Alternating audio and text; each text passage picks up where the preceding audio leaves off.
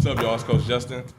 What's up, y'all? It's Coach Justin. We're here again at the Sit Down Podcast. We have a very, very special guest, Elisha Davis. How's it going? Hey, man. What's up, man? How you What's doing? up, man? I'm doing good. And yourself? Pretty good. No complaints. First of all, thanks for pulling up. Obviously, this is something I wanted to do. We've had a lot of small talks over the years.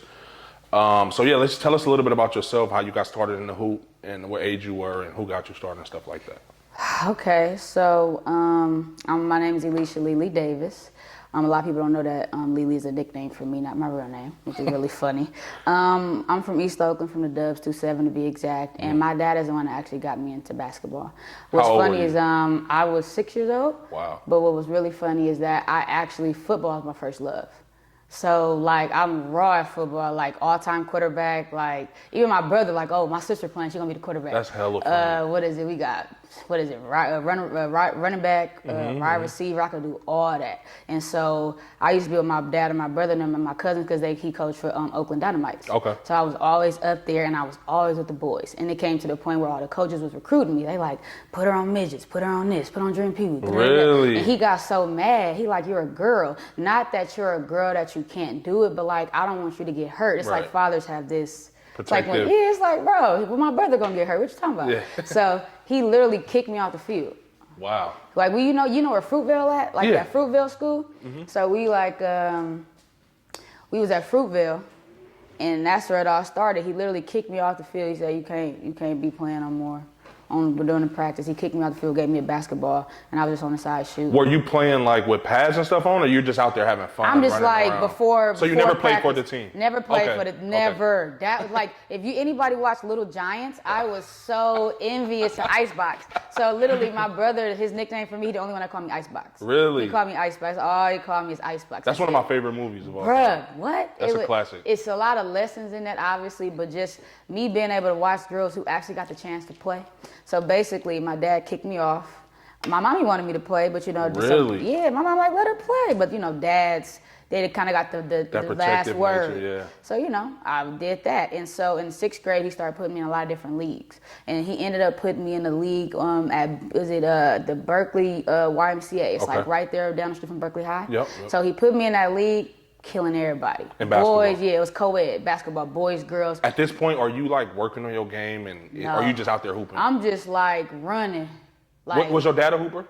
Nah, my dad was more into baseball and football. Really? But he just knew the game just because he loved sports. He loved, favorite team was like Lakers. We always Right. watching Kobe growing up. So it was just like, you gonna hoop, like here hoop. And then when you give somebody a ball, you're like, let me see you dribble. Right. Like, oh, let me see Right, your right, form. right. So he taught me my form. He taught me all that stuff. And And this is around the sixth grade? no, 6 years old. Oh, wow. Yeah, so at 6 years old, it was just like he put the ball in my hand at 6 years old, but I would always be playing the sports that everybody else was playing. So my brother and them always in the middle of the street playing football. Right, yeah. They ain't hoopers like that. So basically it was like I learned, or it got introduced to me at 6 years old, but just what was I around more of? Because back then it wasn't AAU, it was Pop Warner. Right. So it's like on the weekends, we driving to Stockton, getting up early, going to the football games. So I was just more so like, I want to do what everybody else is doing, right? So then when he kicked me off, he like, okay, we got to put you in some leagues now. So around that time, from like 6 years old, I'm bad when it's time like putting grades on it, but like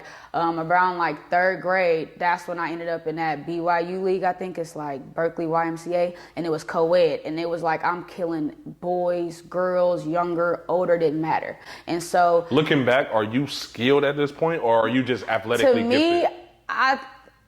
I guess to them I was skilled for my age. But you just running I was around. a dog. Yeah. Like, I think that's the best way to explain, like, I feared nobody. I'm locking you up. Like, Yeah. I'm talking about lock up, or I'm locking you up, and I'm crossing you, Right. and I can shoot, and I'm fast. I'm in shape. So Right. it was like, bro, if we just can water this plant, you gonna grow up to be dope. That's and fire. so literally from the Berkeley YMCA, Coach Ray, that coaches for Bay Area Magic. He the one that found me. I was like, who identified your talent? Right. He did, because I was playing against his son Ray. So I was Okay. playing against Ray, eating him, beating him. He can't even lie about that, right? And so he like, hey, we finna start a younger team for Bay Area Magic, because at that time it was just older girls, but they wanted to start a younger team and just have us grow to be dope. You know what I mean? It's like when you get a kid at like high school, it's like, dang, I wish I had more time. But you get me at elementary, it's like, oh yeah, we gonna be dope. Elementary to high school, you gonna be lit. So that's when he like, hey, come show up to the practice. And at that time, even though I lived in Oakland every day at my granny house and everything, we not lived but was there. I lived actually in Richmond. Oh wow. I lived in Richmond from like 2 to 3 years old to like 10. Okay. And so like when they was like, we like, what a practice? They like CC. I literally lived across the street from CC. Oh wow. Like so to the perfect. point where, bruh, like ride, what ride? I'm hopping the gate, bro. I'll be there tomorrow, bruh. So Coach Gray found me, Barrier Magic. We go to the practice and then that's where I meet Leroy Hurt and John Young, bro, in my life. Like without them, like you wouldn't even be talking to me. Who, these are your coaches? These are my AAU coaches. So we was Barrier Magic for 2 years, and then they split up. So Coach Ray and Leroy split. That was like their organization. But Leroy just took the babies, and Ray kept all the older girls. Okay. So when Leroy took the babies, he just kept us. But to start it, we was all Barrier Magic, like to the toes. Like everything's Barrier Magic. That's and what's so when we get there, I'm in the 3rd grade, and everybody's older than me. Everybody 4th grade and up. So it's like, that's where I met Brittany Boyd. She was playing, and at the time it was funny because it was 2 twins, Chelsea and Shalise Davis. Their dad was like a police officer, and he wanted his girls to have a basketball team. But Leroy didn't have no team. He like, we don't got no team. He like, you find the players. At the time they were playing soccer, so Brittany played soccer before she started playing basketball. She told me that. So it was like they was all playing soccer. He like, bro, I got a team. Leroy like, all right, we gonna start. So that's how it started. Was we going there? It's all of them, and it's like maybe 5 or 6 of us.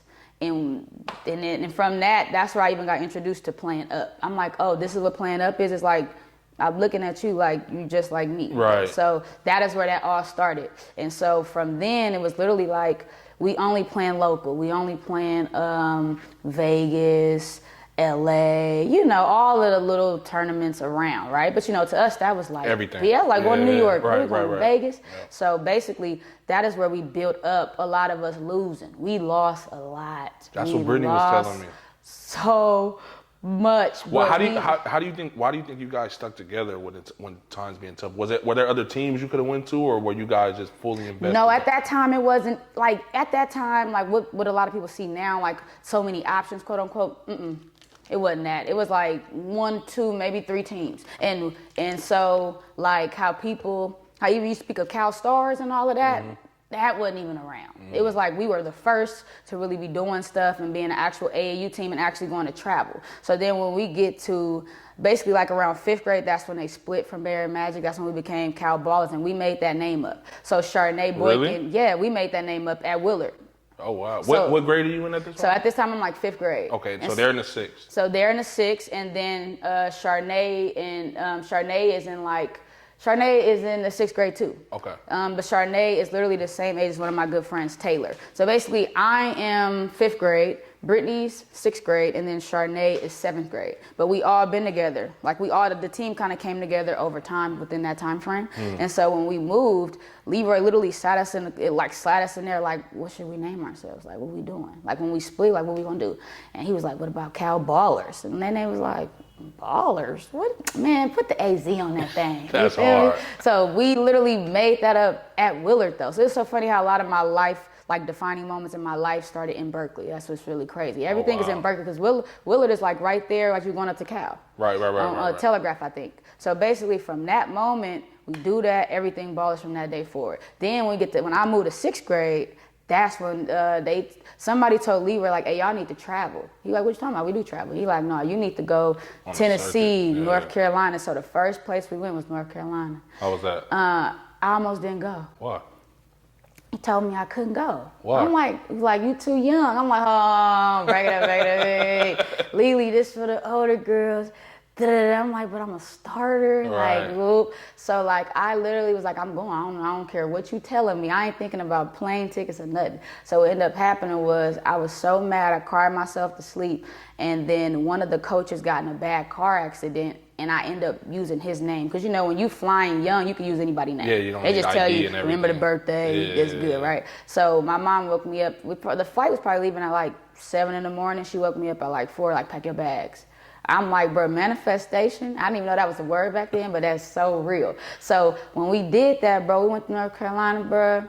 I met my favorite player, Ivory Lotta. That's when she played there, bro. She was really good. That was literally me, like in college. Like that was the only person I could ever say was my favorite college player ever. Really? And so when we get there, it's just us. Like picture being on an AAU trip, one ain't heck of teams. You ain't at the gym all day. You're actually able to be a team, win or lose, then go live life, go see things, right? So basically, we at the top of North Carolina. We at the, I don't know what gym we was at the top, and it was like games going on, and they was like, there she go. We literally raced from the top of the stairs to the bottom of the floor, and I met her first. I was so juiced. That's what's up. So juiced. And then when she was talking to us, it was crazy though, cause they like, what's your bedtime? She like 9:30. 9:30.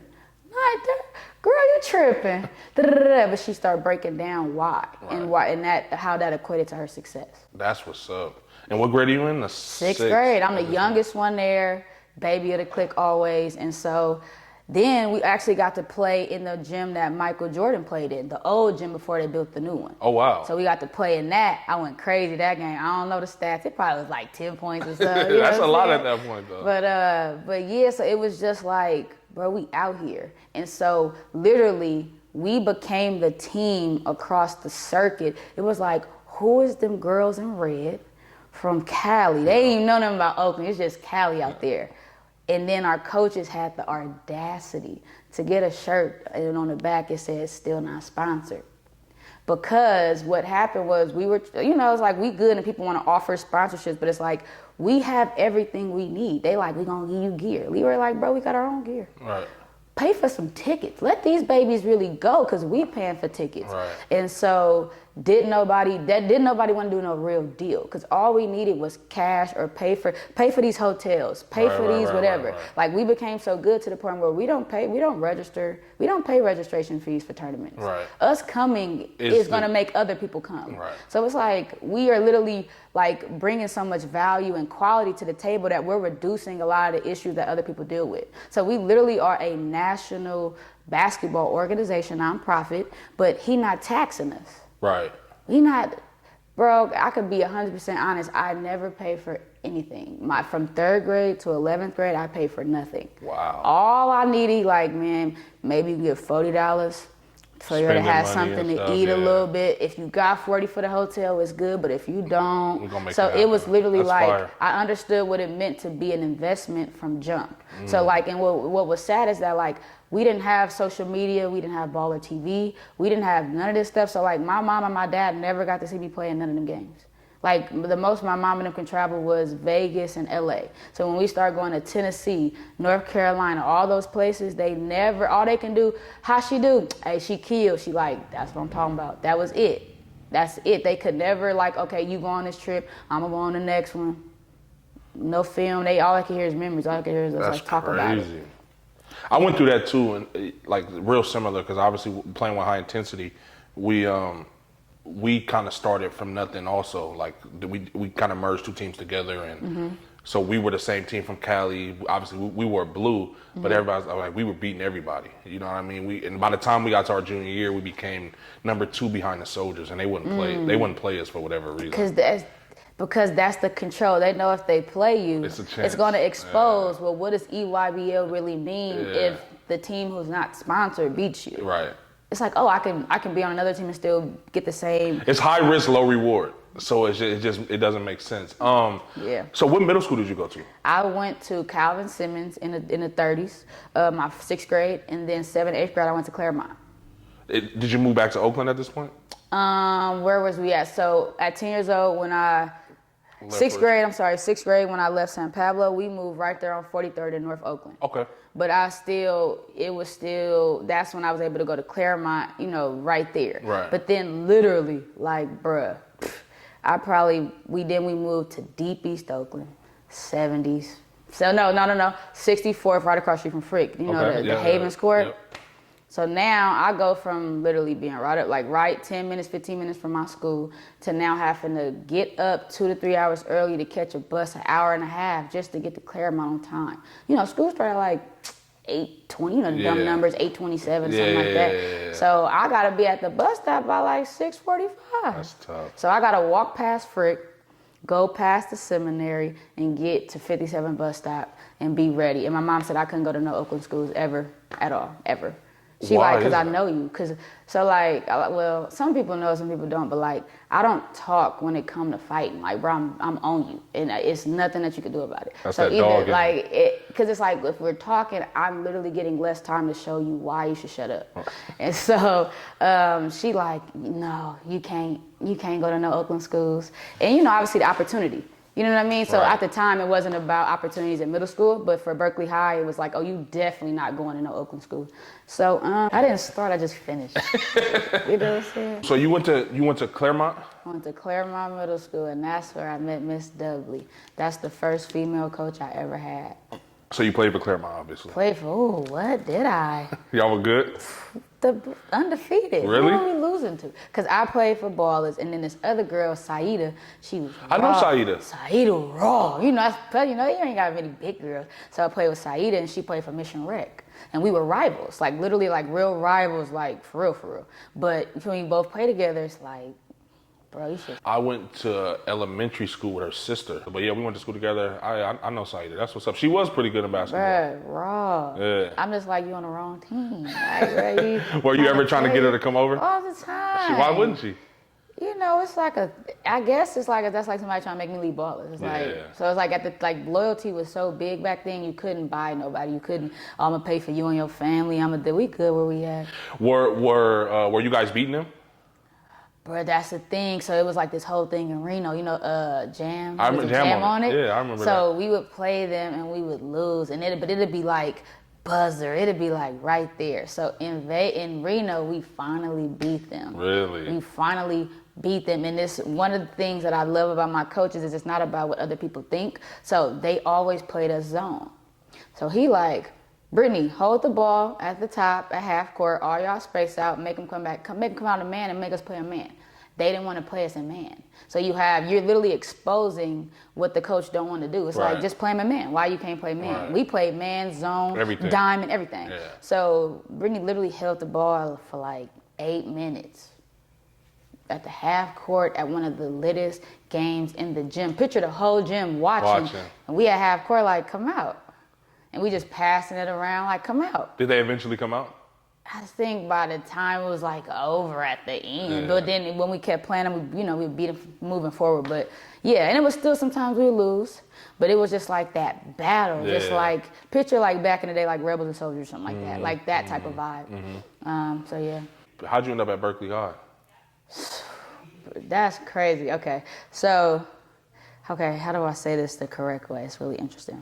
All right, bet. So, Leroy at the time didn't coach. He just coached AAU.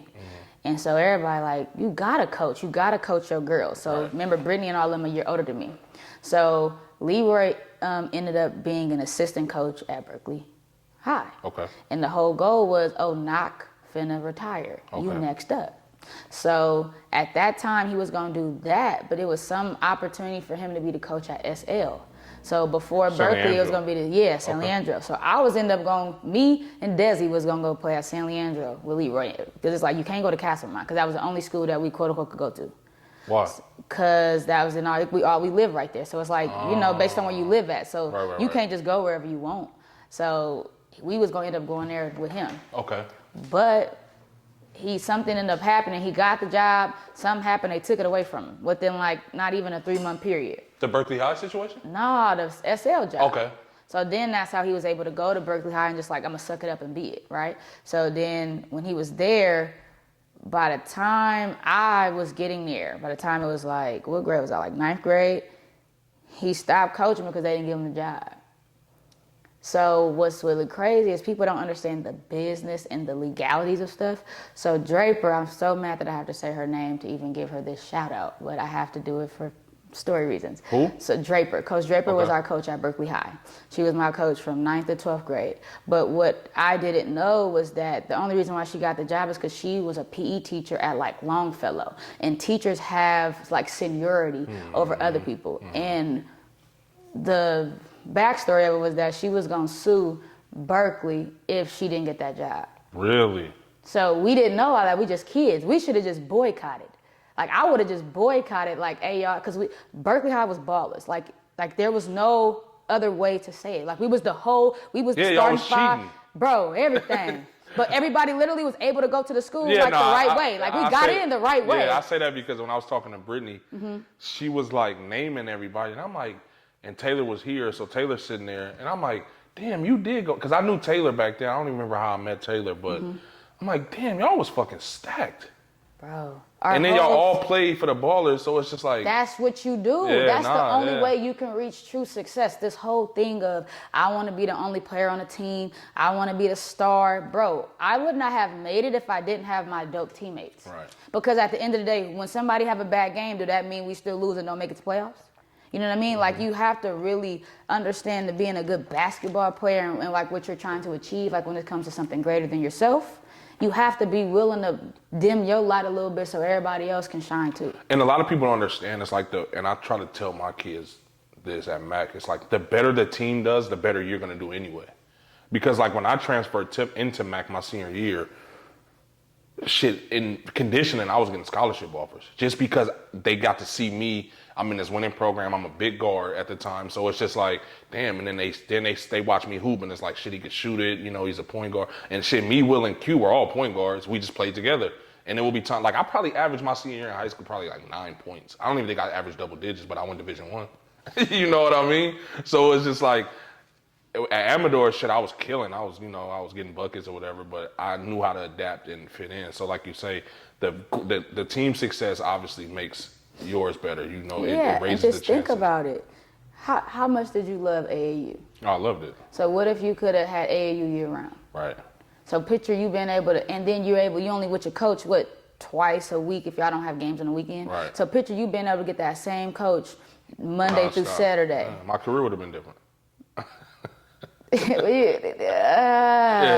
So I honestly just think that knowing the power that Leroy had, honestly, as a black man and being able to come in and not only continue success but surpass it, we would have had at least 3 to 4 state championships just in my class alone. But by the time I was in high school, we had literally like a team for every age. So 17U or like high school 1, high school 2, high school 3. We did high school 1, high school 2, high school 3 because with boys it's like 17U and all that stuff. But with high school 1, you could be a 9th grader on high school 1 if you raw, but they don't know your grade because it's high school 1. Right. So you can't try to say, I don't want you because you're a freshman, I want the junior. It was just like, watch high school 1, watch high school 2, and see who's the best. Right. Who do you think is the best?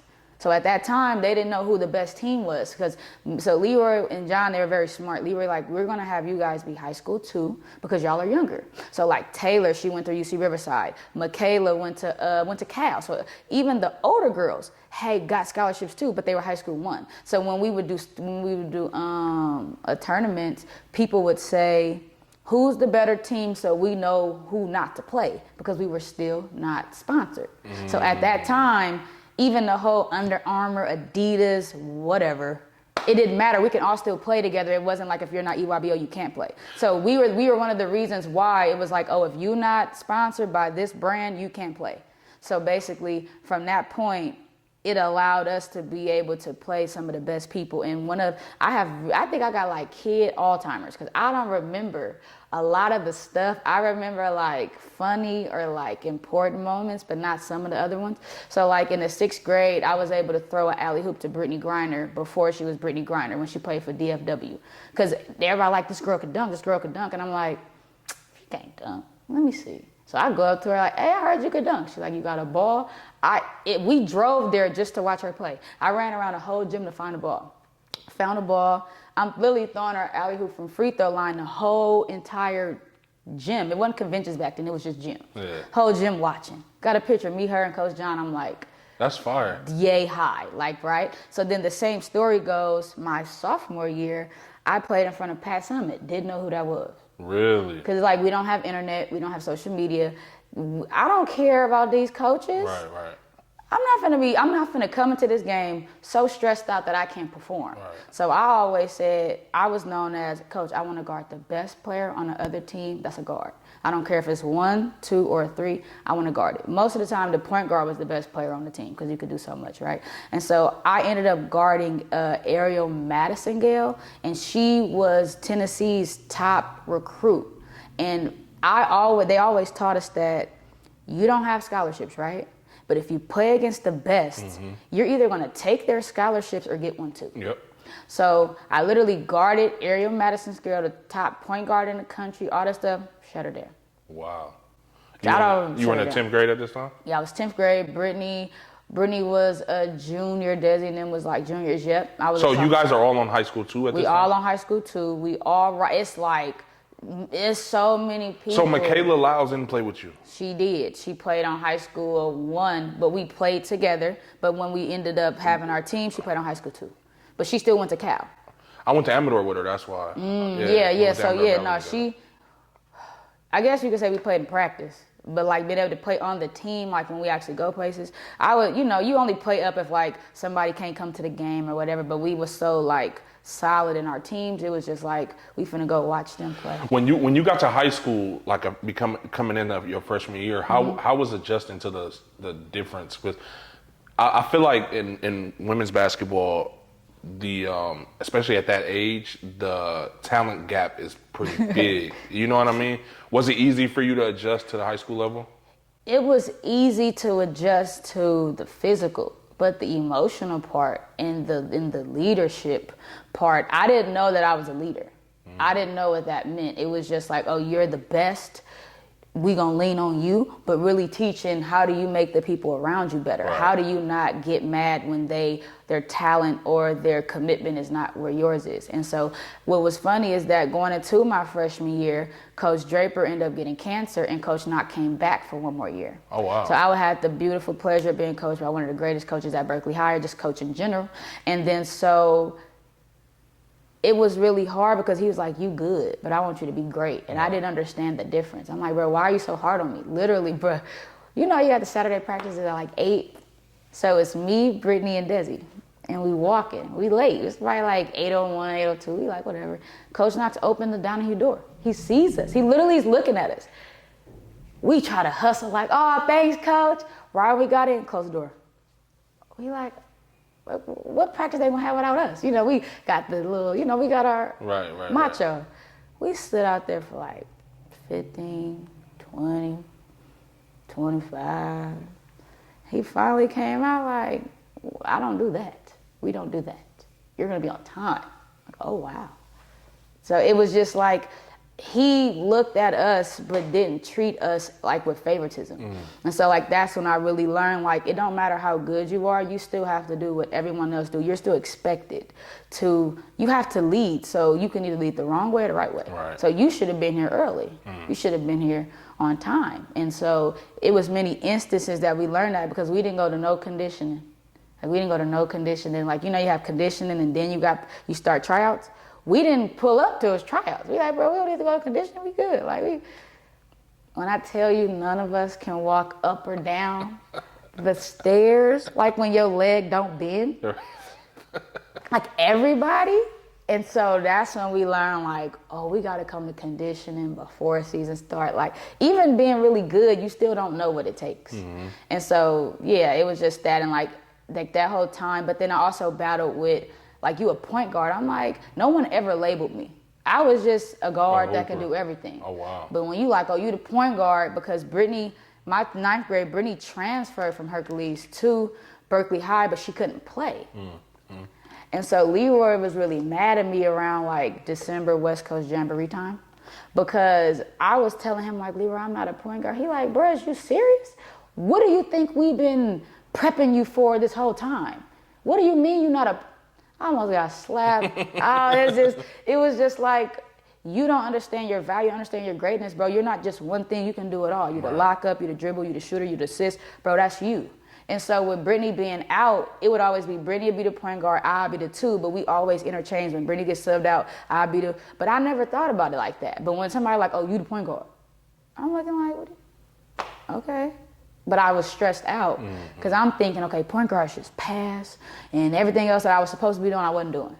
So in that moment, I also learned, like, bro, you're a triple threat. Like, you have to understand that you've been able to do more than one thing is actually dope. Brittany having to sit out and we having to go through all of that bull stuff that they was like trying to do, it just took a lot. And when Brittany finally played, our first playoff game, we lost. Season over. Her first game able to play, lost. We lost. Wow.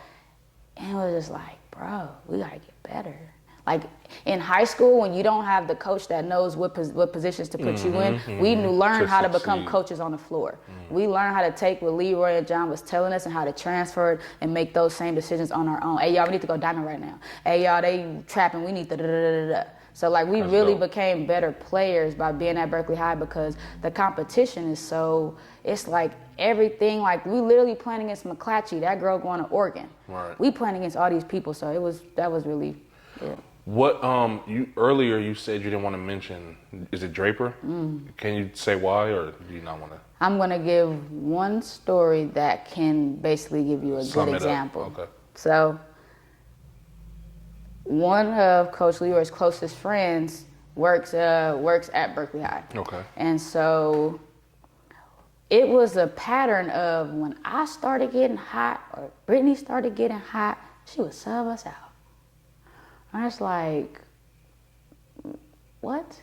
And so he finally asked her, like, man, why you always take Brittany and Lili out? Her friend asked her this? Coach Leroy's friend asked him. Okay. Asked her. And she said, because I don't want to see them shine. And so that's one. Two, specifically for me, when she came my sophomore year, I was a sophomore now when she came back off of her sabbatical from being gone or whatever.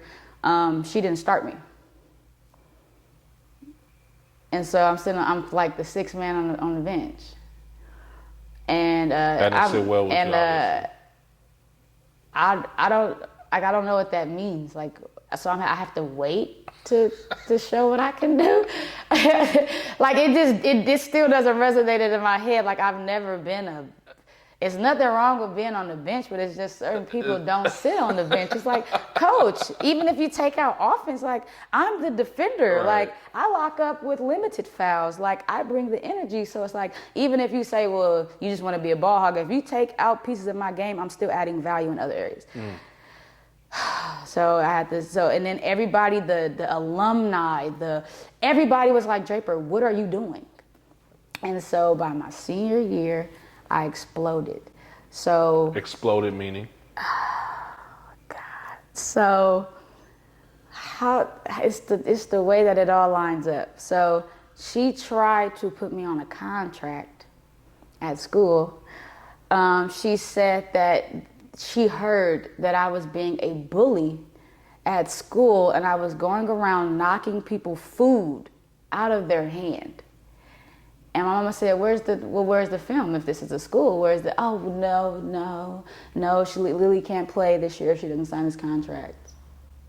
What did the contract say? Like, I won't knock people's food out of their hand? I don't even remember. It was just like, do what I say or you can't play. And it was something else attached to it. It was something else attached to it that I can't remember, but that was one of the things, like, oh, you've been a bully at school, da-da-da-da-da-da-da. All right, bet. So it was like, you're trying to do everything to stop me. So, are you committed to ASU at this point? Was I committed? Was that my senior year? Nope, not yet. Because you know how you sign like, what is that, November like? Or April? Yeah, like right at, and this was like right at the beginning of school. And then when we finally had practice, one of the practices, so she really hated the ballers. So she made a rule like, y'all can't wear no ballers gear. You gotta wear black this and black that. I'm like, hold on, wait. My whole life is ballers. All I got is baller shorts because I don't buy stuff. If our coach don't give us this free gear, what do we supposed to buy? Right. So she said that, right? But then she had made another comment, like another practice, and I literally went off on her. In front of everybody, I'm like, you got us effed up. You ain't gonna never speak on my coach Leroy like that, and I ain't gonna speak up and say nothing about it. You better start shutting up and not ever speak about it, ever. I literally, when I tell you I went off, blacked out. The assistant coaches hold me back, like, Lili, calm down. They pull me to the side, like, Lili, you're right, but you have to, because I wasn't in the wrong. And so at the end of practice, she literally come up to me crying, like, Lili, I'm so sorry. I apologize. It's personal. It's not you. I'm just like, bro, whatever, bro. You wasn't trying to hear. Get up on my face. Yeah, because at this time, shit, I'm on my way out of here soon, so this don't mean nothing to me now. So you done made my life miserable up until this point. Literally, like it was like every little thing, and I realized because I'm like a good rebel. Like I'm gonna listen to you, but it's like, how can I listen to somebody who don't know what they doing? Right. And there's a huge difference between developing talent and babysitting talent. You taking all of the time and hard work that Coach John and Leroy put into us because you're a high school coach. And you're reaping the benefits of it. Reaping everything. And she the reason why we lost state. Our first time we ever got to state, that was like Brittany and Desi and them senior year. Yeah, so we was up 21-2 to modern day. We was up. First quarter, we was up. Then they had the girl that went to UConn. I think Brittany Kalina Mosqueda Lewis. That's her name. She went to modern day, she went to UConn. She was raw though, can't take it away from her. But fourth quarter, end of the third quarter, I'm crying on the court. At the end, they shooting free throws. I'm like, bro, this can't be life. I look back, Aaliyah Bridges, bro, that's my big cousin. Aaliyah went to Berkeley High, played for Barrett Magic and all the stuff. She like, Lili, it ain't over, bro. What is you doing? I'm like, ooh. I think I went for like, I at least had to have like 14 in the fourth. I hit like two, three big threes, got a big steal. We own one. We down by 3. Draper calls a timeout. How do you call a timeout when we have the momentum? We end up losing by like 7 or 8. That's tough. Yeah, that was tough. So, did you guys ever like reconcile that relationship, or was it just like I'm gonna move on? Oh no. Oh, I lived for the moments when I knew I was gonna see her. So I guess we could fast forward for this part. So playing at SU, we would play at Cal once a year. And so first game at Cal, played, Draper comes up to me. Oh, Lili, how you doing? So good to see you. I spit off. I'm like, I've been waiting all my life to do that, bro. My mama looking like, no, Elisha, don't do it, don't do it. You feel me? So then she probably, in her head, she was thinking to herself like, this girl, she probably didn't hear me. She coming to me again. Bent off on her again. Second year, she came up to me my sophomore year. Bent off again. Bro, you ain't gonna never hear me address you, talk to you, or nothing, bro. You're trash. That is crazy. Yeah, I don't like her. I said it on camera. Everybody know I don't like her. She ain't do nothing. That's crazy because now that I'm thinking back, I don't think Brittany mentioned her at all. So I don't know their relationship, but this is my first time hearing of this lady. I'm gonna look her up to see what she looks like. You shouldn't even been able to have the not pleasure for me to talk about her. She trash. Dang. Just as a person, as an individual, just even when we left, like, cause it was like a baller's machine, like ball is still coming through this thing, like this. Even when people didn't come, it was still ball is still coming. Because Leroy was supposed to be the coach, everybody was just gonna go there. When he didn't coach, some people went to Bishop O'Dowd, but it was still ballers.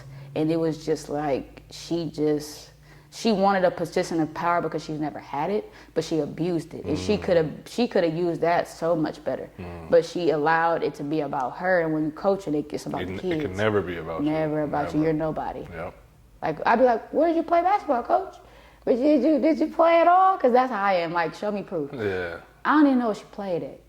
I don't know nothing about that lady. How old were you when you got your first letter? Do you remember? Oh, I remember I was at letter. Not letters, because you know the letters. I learned back then they was like, the letters ain't real. But they meant a lot at the time, right? They meant a lot, but it was like, wait. So they like me, but they ain't giving me nothing? Right. Like, bro, they got like a little carrot, you know what I'm saying? So I was getting a lot of letters or whatever, right? But when my coach called me, I was on a 57, and I was at Eastmont. You know how you get on the bus early when they take their break and you waiting? So I was on the bus, and Leroy called me. He like, Arizona State offered you your first scholarship. What grade were you in? Sophomore. Wow. Sophomore. I'm like, what? Who is that? What is that? That's crazy. What? So that's how that was. Obviously, ASU was your first offer where you ended up going there. What was your dream school? Did you have one? No, I didn't know what that was. Ivy Lotta was your favorite player. Could have been in North Carolina? Never. Really? To me, it was like, how can I dream of a future with hope? I gotta go off facts of what I got. So I would rather somebody be like, I want to give you a scholarship, then I can visualize myself being there. But me having a dream school didn't seem healthy for me, because it's like, I would have missed out on opportunities trying to get to that one school, and what if they didn't give you a scholarship? I never really looked at it like that. That's a pretty dope way to look at it, because you kind of, and you mentioned earlier, you don't want to, I forgot what we were talking about, but you said something about, I don't know, you said something about you don't want to add stress to you as a I don't hooper. want to. I don't remember what made you that say. was playing in front of all these coaches. Okay, right. So this is another instance where maybe you like, was that a conscious thing where it's like, I don't want to think about this, I just want to go out there and hoop? Or that just kind of how you were? It was just like, I'm hooping. Like, I know I'm good at what I do, and I know that I put in the time and everything. I know I'm doing my part, but let's wait to see what's on the table. Right. For I'm trying to order. I want this, I want that. Bro, what's available? Then let me see if I want that. So that's kind of, and it was unconscious, because I really never tripped off a lot of shit that I should have tripped off of, but that was really my like focus, was whoever hit me, then we talking. I mean, when you say you should have tripped off of it, I almost feel like that's a better way to approach it. To not kind of be conscious of where I want to go, what level I want to reach, because at that point, the business side of it kind of comes in earlier. You know what I mean? Or the politics kind of come in earlier. You kind of become a prisoner of that shit earlier when you start thinking about that, if that makes sense. You know what I mean? So for you coming out there like, man, I'm out here doing what I do every day that I'm really good at, and whatever's gonna happen is gonna happen. Yeah. And I think that's a pretty dope way to look at it. I never really thought of it like that. That's pretty dope. Yeah. I mean, I guess when I say it out loud to you, right, it makes sense. But like, I never even thought that deep into it. I'm just like, bro, I can't be tripping off nothing I ain't got. That's fire. Like, bro, call me. I know who want me when you offer that thing. All right, that's fire. So we kind of sped through high school, which is fine. So obviously you guys lose in the state championship your junior year. How was your senior year? So now all of your big sisters are gone. How was that? I had to prove myself, because a lot of people was like, oh, you can't do it at Brit. Really? Yeah. Because it was like, I'm the younger one. Or just like, not even just Brit, but it was just like, you can't, like, you've always played up, and you've always been a big part of that core, but now you got to step up even bigger. Because now you're out there alone. Out there to the neck. And a lot of like my friends my age, by my senior year, they were at different high schools. So like, they was at different high schools. The friends who did play ballers, they ended up, like one of my best friends, Darian, she played basketball and volleyball, but by like junior, senior, she like, I'm cool. So like, I don't think I know her. You know her if you see her. You know her for sure. Okay. And so like, basically like I was there, like with the people that I always been with, I was by myself. Wait, not Darian that paints, right? Yeah, Darian. She played basketball? Yeah, DB can play. She can hoop. Really? Yeah. I do know her. I know you do. I didn't think you were talking about her. Yeah, Darian can hoop. She came to play. She joined ballers in 7th grade. Really? Yeah, I never knew her from That's hooping. how we all met from hoop. That's crazy. That's why we all that. went to Berkeley High. Well, her brother was already going, Damone. He was already going to Berkeley High, and her family and all of that. That's just like how it is. But like, ballers is where it all started. That's crazy. I didn't know she hooped. I actually bought a painting from her for my mom. Like my mom collects elephants. Elephants is her favorite animal. And she had painted an elephant, and I hit her. I was like, "Hey, can you do this?" And I was like, my mom likes them with the trunk up, so I asked her to just change that, and she did it. And I bought it for my mom, so that was dope. I fuck with Darian. I got a lot of love for her. She's always been super cool. Genuine. I think that might be one of the best ways to put things, is just genuine. Yeah, she's super. Like good intentions. You know what I'm saying? At this point, are you working out and shit? Like, are you training with somebody? Is people like getting you right? So I never had a trainer until I met KP. And the way I met KP was my last game ever in AAU, which was at CC, which is funny. It was a ref, and it was his friend. And his ref was like, you raw, but I'm like, hold on, bro. Like, you a ref. What did you feel me? And he like, nah, my friend trained it. So it's really funny. So remember I talked about Coach Ray's son, Ray? So me and Ray was hecka cool. At the time, me and Ray, I was dating Ray. We were together. Okay. Right? And so he was working out with KP. And so I knew about KP, but I'm like, oh, whatever. So he like, yeah, I'm gonna hit him up. Woo. First time I ever talked to KP, I'm like, what's poppin', how you doing? Woo, woo. I want to let you know I don't have a ride and I don't have no money, but I got everything else. Don't have a ride. I don't have a ride and I don't have no money, so I can't pay you for the session and I need you to pick me up from the bar. And at the time, this is when he was like really like, he had been training, but he was still grinding and he was all the way in San Ramon. And so when I learned about that, my last like 3 to 4 weeks before school started, for them 3 weeks, I literally was with KP and Kiwi every single day. So I got on the bar, you feel me? I probably had like, my mom probably getting like $15. I'm like, oh yeah, bet. After that, I didn't have no more money. So I would have to sneak on the bar. And I would pay. At Coliseum, you could just put in a 175 and go up the elevator. You don't even got to go through whoop. So I do that. But when I get to San Ramon, you know how you go out the thing? I was scooting behind the people going with them like, ooh, my bad.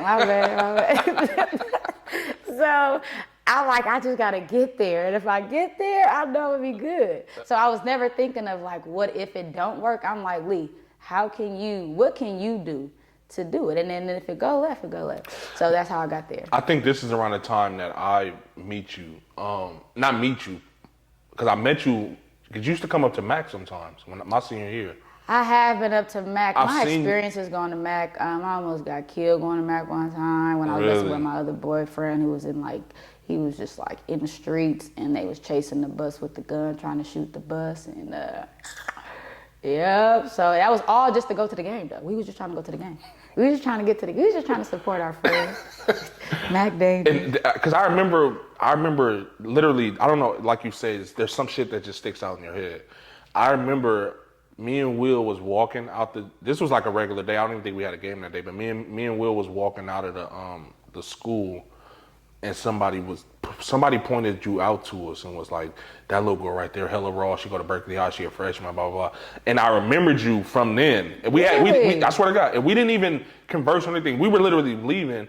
And then, so when I saw you with working out with KP and shit, and like your highlights started going on YouTube, I was like, this looks like the girl that they told me about. And then I kind of put two together. I'm like, this has to be her. And then I followed your career going on. So that was pretty dope.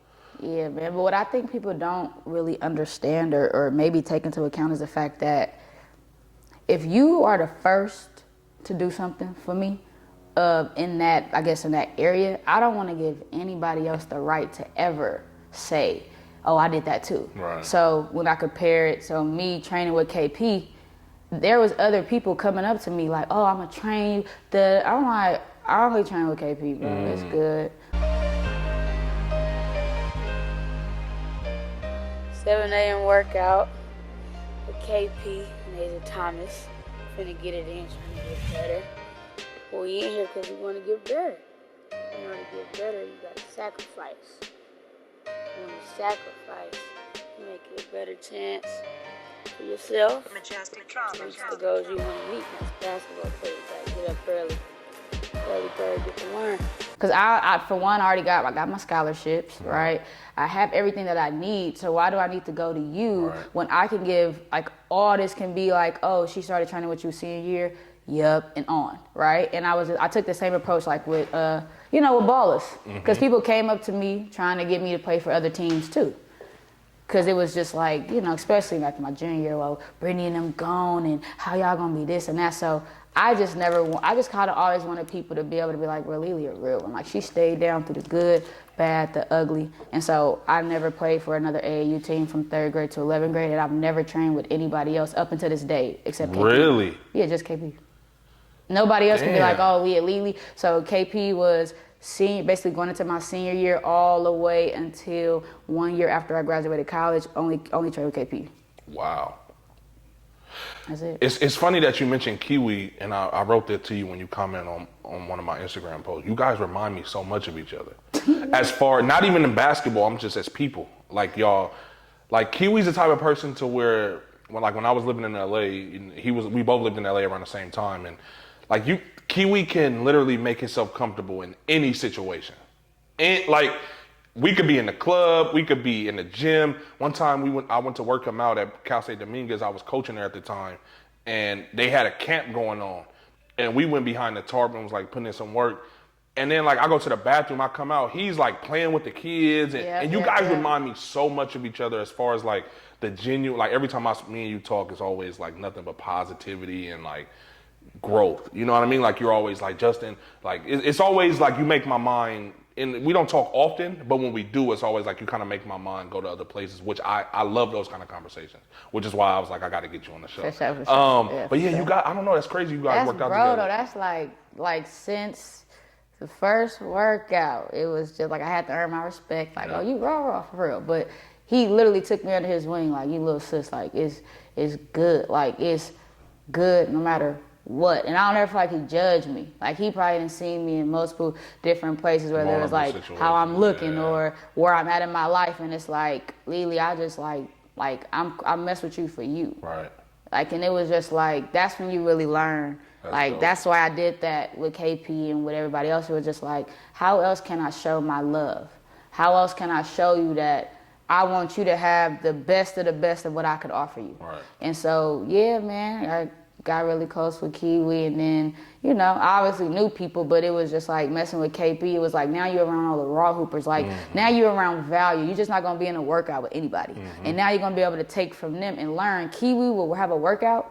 In his pro-ham game, he literally doing what he just worked out on. Yep. I'm like, bro, how do you have the confidence to go and try a move that you just learned hours before, but then it works? Right. And that's when he just learning that from him. It was like dope to have, you know, like all of these perspectives and like experience in like working out. I literally worked out KP 3 weeks, and then it just went on. First time I worked, I think one time I worked like 3 hours back to back. He had 3 sessions. He's like, you want to do it? I'm like, well, I already don't pay. And I'm here, so yeah, I got you. You feel me? Yeah. That's dope. So, you committed to ASU at what point?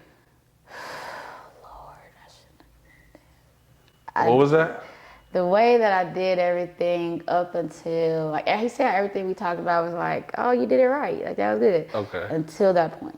From that point, that is where everything started to just go left. So, okay, how do I say this in like a condensed way? Before you go into this, was this your first option? Was this like number one, I want to go here? Did somebody kind of convince you to go there? No. You know what? Which one? No, I wasn't convinced. It was this, I have this thing with loyalty. And I remember you saying they were the first school to offer you. Yeah, so I'm like, ooh. Like, that's how I look. Oh, y'all was the first to offer me, so I'm going with y'all. And so I didn't know this is what I was saying, but I was told that I always would say, I'm going Pac-12. I don't care about nothing. Because I don't even know why I said that. I didn't even know Pac-12 was like one of the top conferences in the country. I didn't know none of that. And so I'm just like, I'm going Pac-12. I don't know if I was just talking outside of my neck or not, but I had so many scholarships, but I didn't know. Like, I still got to call Leroy to this day and say, Leroy, where else I had a scholarship to? I didn't know. It was like Leroy was like my scholarship manager. And it was just like, we got all these scholarships, what we trying to do, da-da-da-da. But, you know, Pac-12, got your own network, top conference in the country, and you home. Yeah, it's not you too here. far. It's not, I can obviously see my mom, they could watch me, da-da-da. So basically how that went was, it was between Arizona State and Oregon.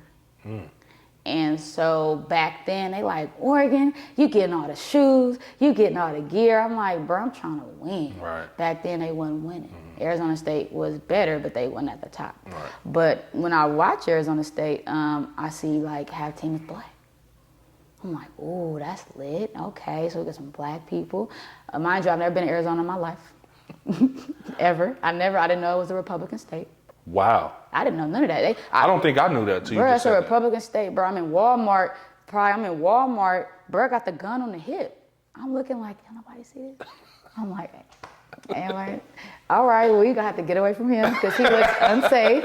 Come to find out, it's open carry. I'm like, oh, wow, this is not good at all. It's different. Yeah, different. So basically, with Arizona State, it was a black coach, Coach Joseph Anders, coaching at the time. And so the messed up part is I never Googled the school. I never did no research. Did you go on a visit? I went on a visit. That was it. It was kind of like, that's kind of like you want to do something and you allowing the person to have the upper hand to show you what they want to show you. So basically, when I went to the school, me and my mom went on the official visit, and basically Oregon was the next weekend. But Oregon came in at the end of my junior year. So I'm like, sophomore year, end of my junior year, Arizona State. I think I had Pepperdine. He ended up telling me I had Colorado. I had Arizona. I didn't know. Maybe I knew, but I wasn't tripping. So basically, Arizona State, and then we go. I committed on a visit. But the reason why I committed was because me and my mom Arizona is one of the largest campuses in the world. We have 4 campuses, but Tempe is 80,000 students by itself. Oh, wow. 80,000 by itself. We're not bringing in the other 3 campuses that we still have attached to the school. And it's beautiful, you know what I'm saying? So my mom, we had went, and they ask you, what's your favorite chips? So they literally lined up my official visit like all of my favorites. Right. I walk in, they got flaming hot Lays on the hotel bed. I'm like, bro, you really gonna do this for me? It's just Lays though, but it's like for me. Then we going to hitting all the restaurants. The last restaurant we had was Red Lobster. Anybody know me? Red Lobster back in the day. That's like kids Benihana's now. That was me. So my mom, he the dude talking, and he like, yeah, well, this is the last day, and then once you leave, your offer, your scholarship will be open to other people because, if you don't, it's like when you leave, you got to go and get more people in case you don't.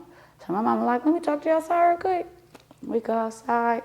She like, hey, I'm keeping a real buck with you. That's what you want. I know you want to go on to other visits because you want to get the 5-star this.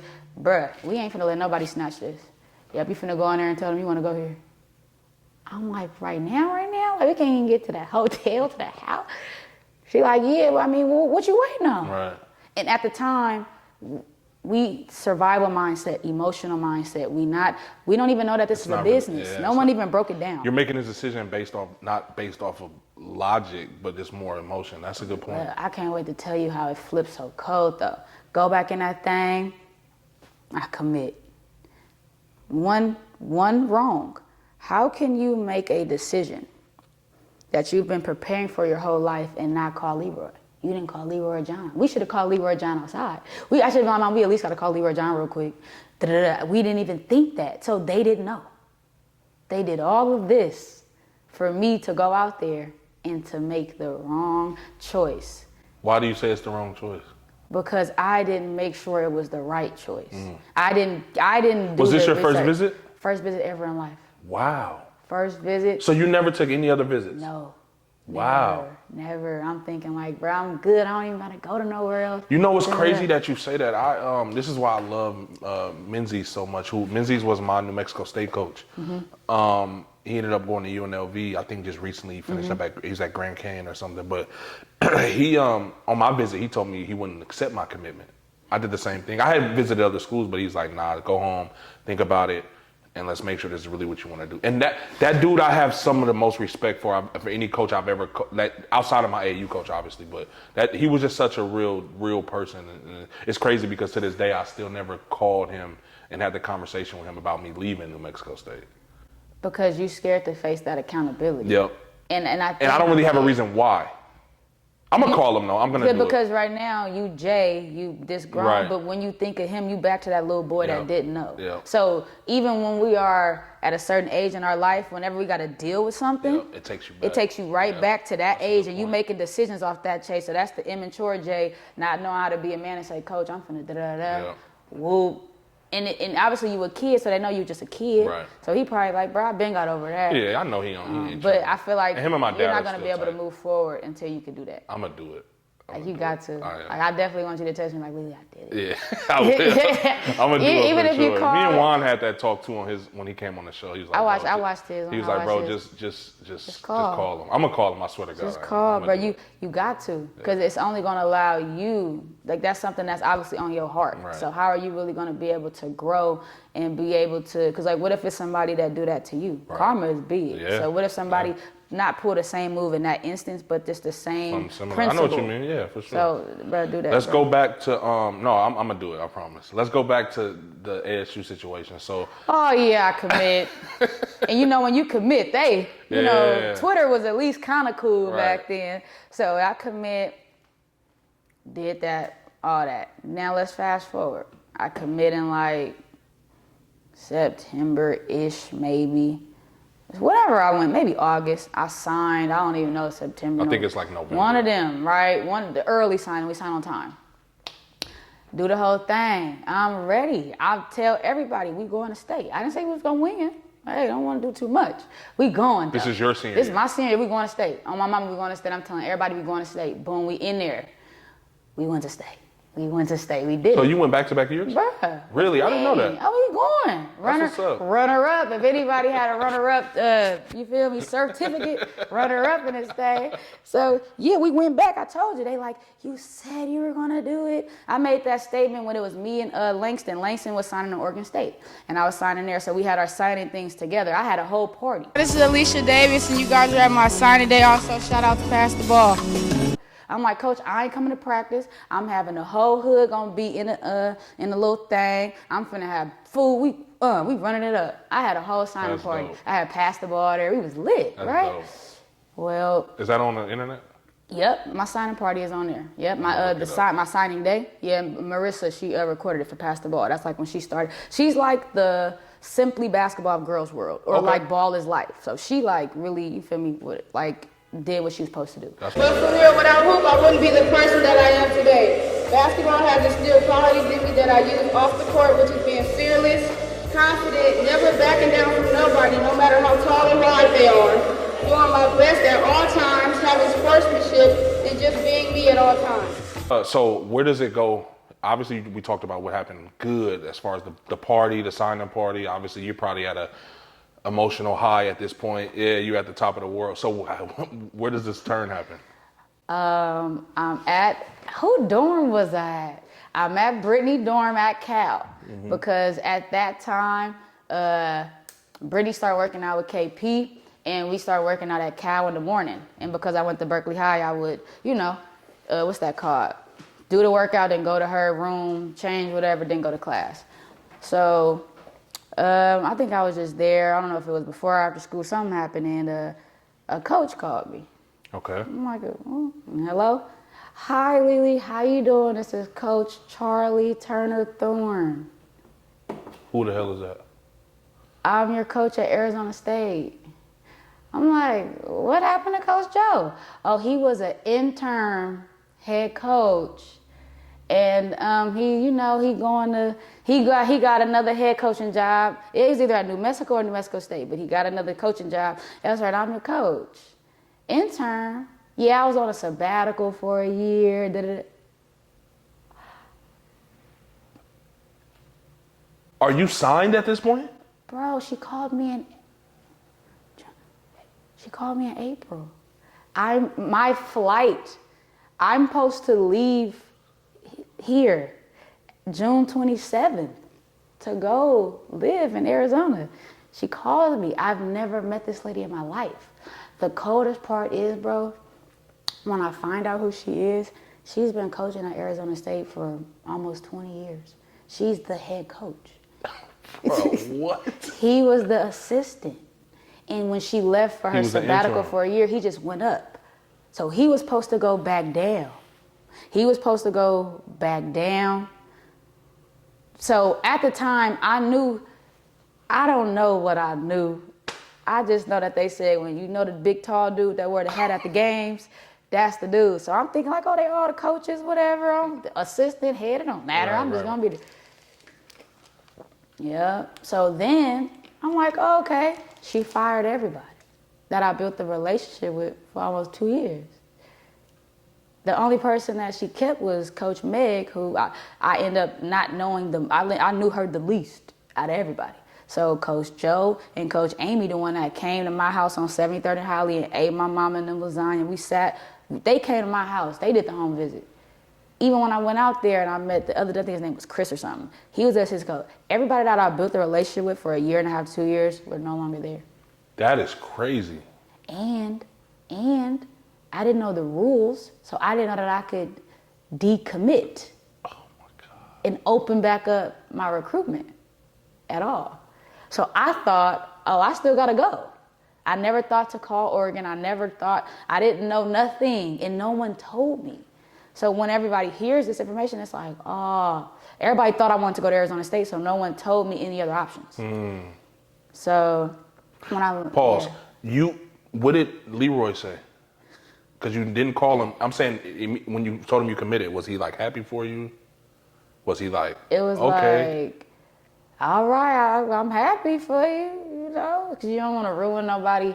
But Leroy wanted me to go to Oregon. Leroy Leroy assumed. He expected that I was going to Oregon.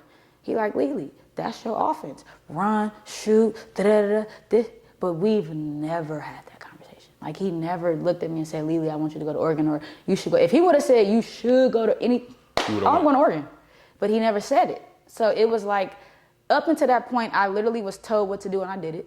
And then the most important part of my life, Nick, people like, oh yeah, make a choice. Bro, no, tell me what to do. Wow. So my mom like, you should go here. I'm like, well, it do make sense. Da-da-da. It looks Boom, nice. Let me go, because I don't want nobody else to take my scholarship. I didn't know that I had time. That's unfortunate, man. Because I never talked to Brittany about recruitment. It was like with our relationship, or just anybody who was older than me that got recruited, there was nobody in college that I could call to ask, what should I do? Right. Brittany was the only person, but she was a year older than me. How am I gonna call a freshman in college about advice about college, about what I should do? Right. You know what I'm saying? And she stayed home. Literally, like she went to college around the corner from high school. Bruh, the coldest part is side story forecast. I'm at a day camp at Cal, just helping out. I go to Coach J. I'm like, Coach J, I want to know. Man, I know the other lady, Miss Boyle, or whoever was coaching her, but would you have like given me a scholarship if I would have reopened my commitment? She was like, of course. You don't remember me? I'm like, remember you? She's like, I coached at Santa Barbara and we wanted you, and then I got the job at Cal. And then I coached Brittany her first year, because the coach Brittany signed to wasn't there either. I remember she told me that. So same thing with Miss Lindsay. She like, oh yeah, if you would have reopened your commitment, I would have signed you a scholarship. Why would I not have you and Brittany be the backcourt? Like, she like, of course. And I'm just thinking like, I didn't even know this lady. I didn't even know Santa Barbara offered me, or I don't remember. And it's crazy how you never know who gonna glow up, level up. Yep. So you gotta treat everybody with respect. Yep. But there was really no etiquette when it came to how to deal with schools that you don't wanna go to. How do you still save and like water those relationships? So the fact that I knew that I could have went to Cal if I just would have opened up my commitment, but Coach Charlie never told me that either. Coach Charlie is the same coach that called me, the one that called me. No one, Arizona State, my life ever told me that, Lili, you could go somewhere else or you can rethink about it. Da, da, da. She was just like, oh yeah, we see you in June. So the cold part is when I got there in June, when my mom flew with me for like that weekend, that was the first time me and my mom ever met her or saw her in our life. Wow. Ever. Like, it was, back then you didn't have Skype and Zoom. Right. It was like, all right, see you when you get here. Gonna have fun.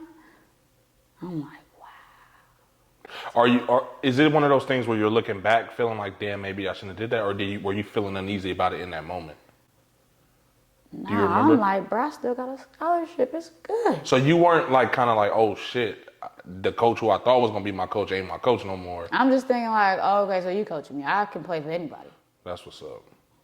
Yeah, and I don't even think I was tripping off of white or black or anything like that, because the Coach Joe was black, so it was like having like a Leroy or John away from home. How was it coming into ASU as a freshman and adapting now?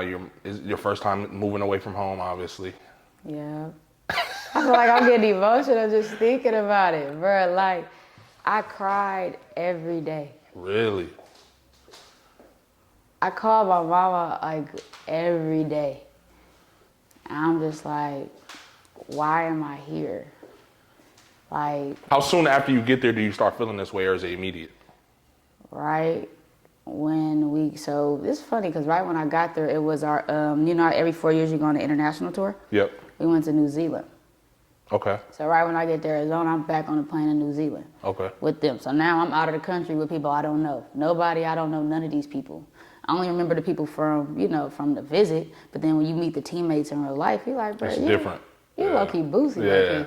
So that experience for me, I'm going to just start saying it was a learning experience. I think that's a good heavy way to say it because it's dope to be somewhere, but when you can't really enjoy it, we was waking up at like 8 in the morning. Food was nasty. It wasn't seasoned. It was cooking the food out the ground. I ain't never been exposed to that. Bro, you got a girl from Oakland coming to this. I really signed here, not just for hoop, but y'all had all my favorite food spots. They had Chick-fil-A on the corner. They had Chili's. Bro, they got Jack in the Box. They had everything right around the school. It was like, bro, I just got to ride the bike right here. Oh, I'm going there. So we go there. And you don't get no money. It's like New Zealand money. So it's all the food they like giving us and stuff. And it was just like, it wasn't what I thought. I'm like, well, maybe because we out of the country. Let's just get back to so we get back. So she been gone for a year. So also the people who he recruited and brought in for their freshman year, she also wasn't their coach. So she, coming back from her sabbatical, she didn't coach the people who are now sophomores. So whoever that 4 to 5 people that came in, she didn't bring them in. So it's like when you go into a high school and it's your first year coaching and you got people that the person before you told to come there and all that other stuff. Right. So we all was just like, and we was all black. So it was like majority of us was black. She was white? Yeah, she was white. But it ain't a white or black thing, but it's just like comfort. That plays a part whether you want to say it or not. It doesn't bother you that she's a white woman, but the connection is a little different. It's different because it's just like, it's a lot harder to build a relationship off of me feeling comfortable. And then that has to be tough because she's trying to learn you guys while y'all are trying to learn her. Literally. So this is damn near like a shit show. Bro, we went 13 and 18. Your freshman year? Bro, we were the only team in the entire school that didn't have playoffs. Whether it's NAIA, not NAIA, what is that? NIT. We didn't, nothing. So look, we had a less than 1% chance to make it anywhere. So for spring break, normally you would like, bro, we ain't going to the playoffs. We worked out the whole spring break with a less than 1% chance to actually make the tournament. And then we didn't make anything. And so, Charlie she been coached for almost 20 whatever years. She not used to that. Neither are you because this is your first time in your life since you were first started with the Ballers that you're losing. Because Berkeley High, you guys are winning. Yeah, but... Ballers, you guys are winning on the circuit. So now you get in college and now you're losing. How was that? Well, I mean, it probably could have been a little bit better if I played. You didn't play? Bro, I averaged like maybe 10 minutes or less my freshman year. I'm at the end of the bench. I'm like, it's like me, my teammate, and the water.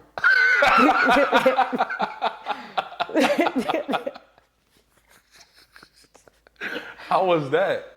Because you just the look on your face. Because I still don't know how to because deal we just talked about how Draper exactly becoming a sixth man. So now you at the end of the bench. Bro, I'm like the 10th, 5th. I'm like, but then I didn't know. This is also a teaching point for people. If that's what I'm gonna do. I'm gonna stop trying to just go through the story. I'm gonna give a teaching lesson in the middle real quick. We don't even know, do we like being coached by men or coached by women, because that plays a part. My whole life I've been coached by Leroy and John. I only played for Miss W maybe 2 years, but she was like a real coach, so it wasn't like, oh, you a female. I've been being coached by testosterone, by males who don't care about emotions, don't care, bro, go out and play. I don't care, bro, you better get up out there. Da-da-da.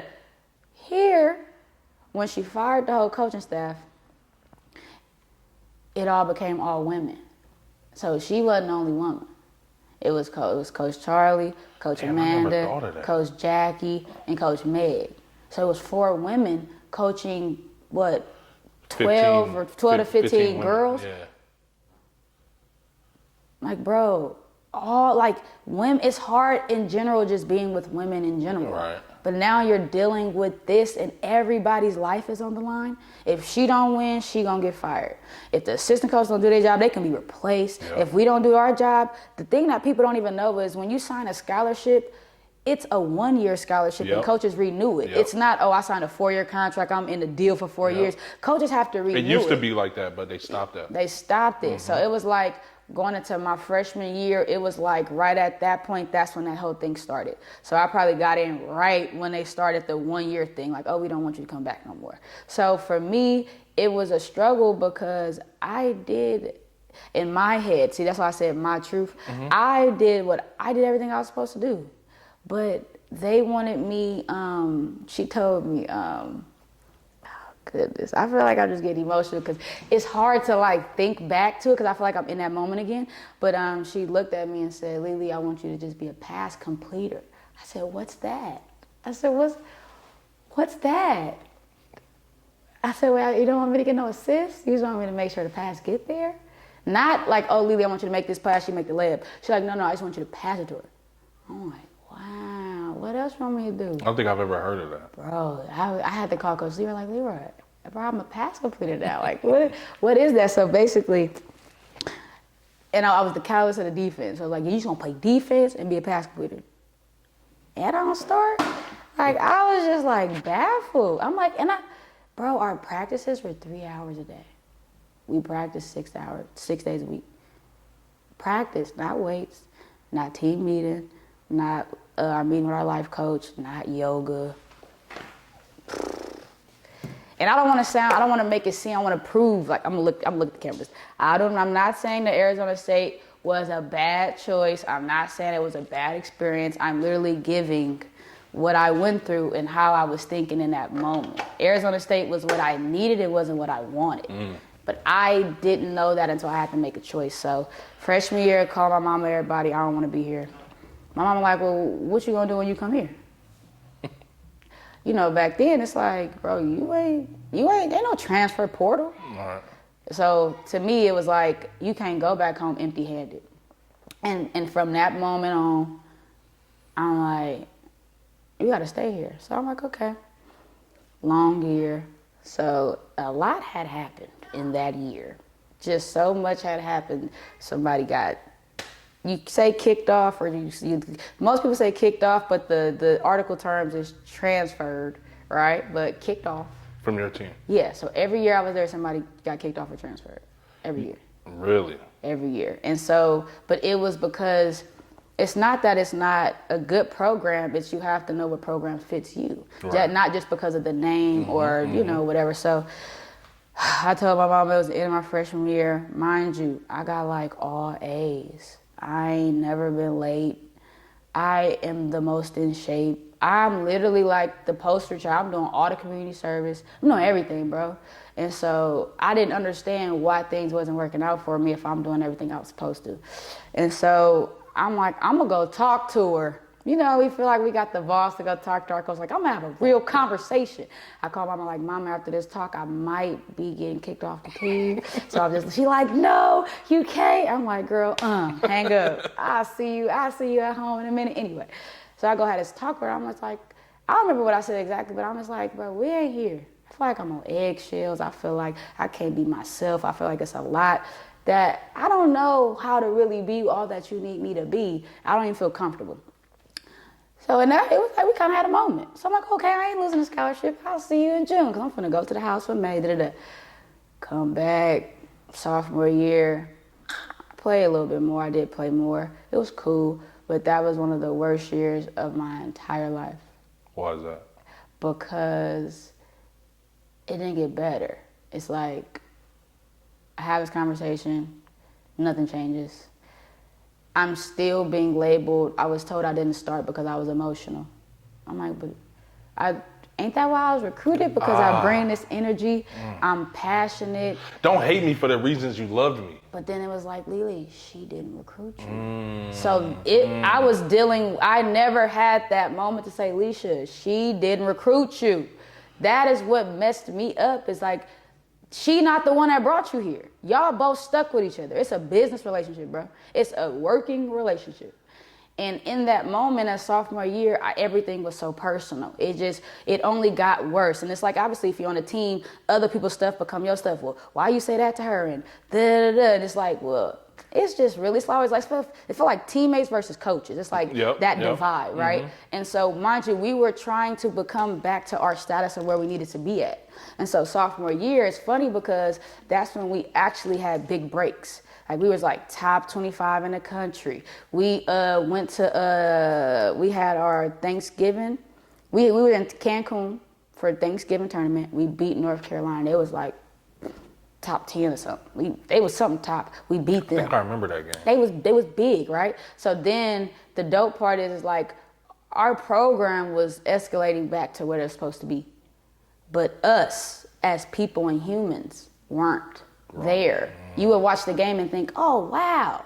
No. So for me, I literally remember walking down the tunnel crying.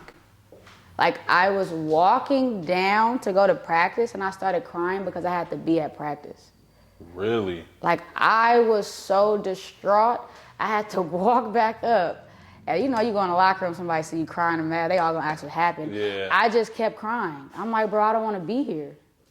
Like, bro, I literally don't wanna be here. Like, I don't want to be here at all. And there was nothing that I could do about it.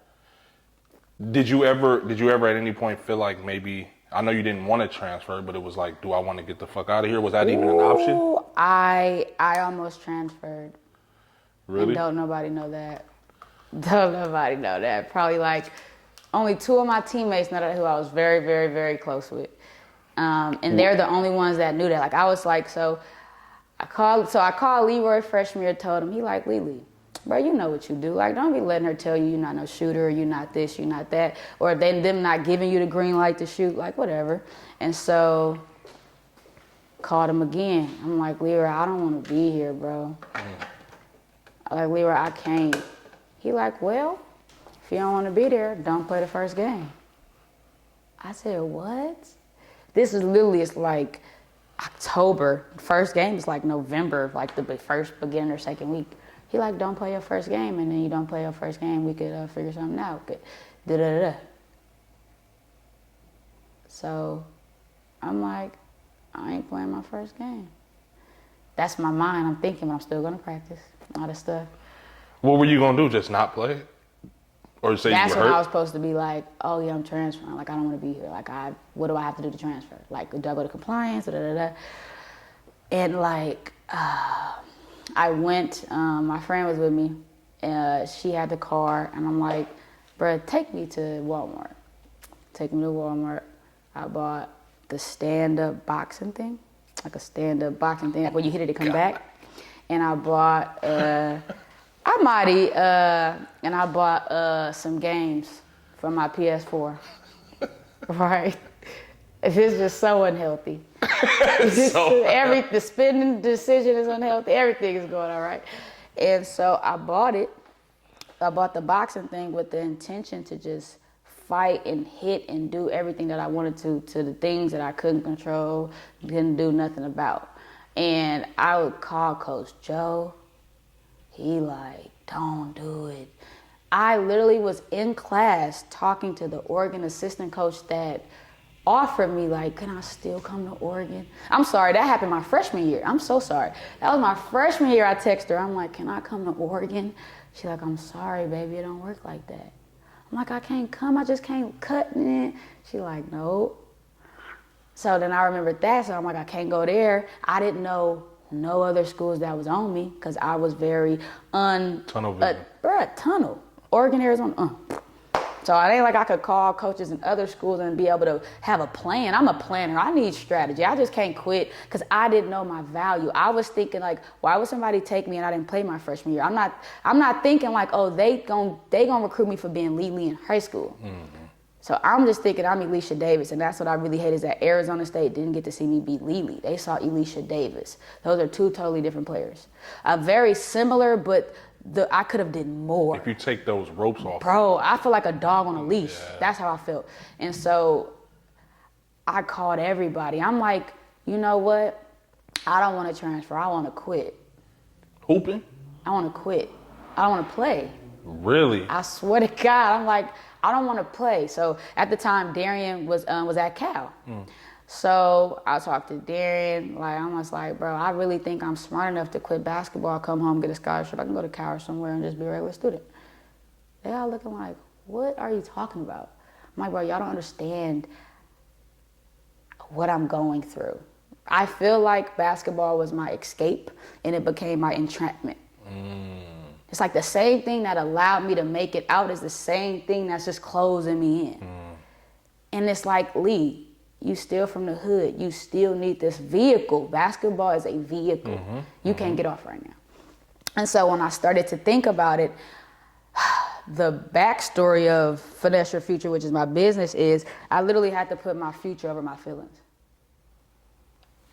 That's why I didn't transfer, because for me at that moment, I didn't want to play more. I didn't want to play at all. So why would I go and transfer to another school just to get minutes? I didn't even want to play WNBA no more. I didn't want to play overseas. I didn't want nothing to do with basketball anymore. I won't do that. None of that stuff, right? So it's like, Lee, just be here and milk it. Milk it. Play the game. Play it like, and we operate so much better when we take our feelings out of it, or like when we can check ourselves. That, not to cut you off, that's kind of how I went through like a really bad depression. You know what I mean? And I had some really bad mental health issues, like really bad. I didn't know that. Literally, I'm only like a year removed from this, probably not even a full year. Like, I'm talking about like the darkest places I've been in my life. And I get emotional talking about it too. But now, like, I went to therapy. You know what I mean? I do this thing called self-therapy now. And I always say, like, my depression would go further and further back, and I never was aware of it. But now the way I live my life is I don't take shit personal.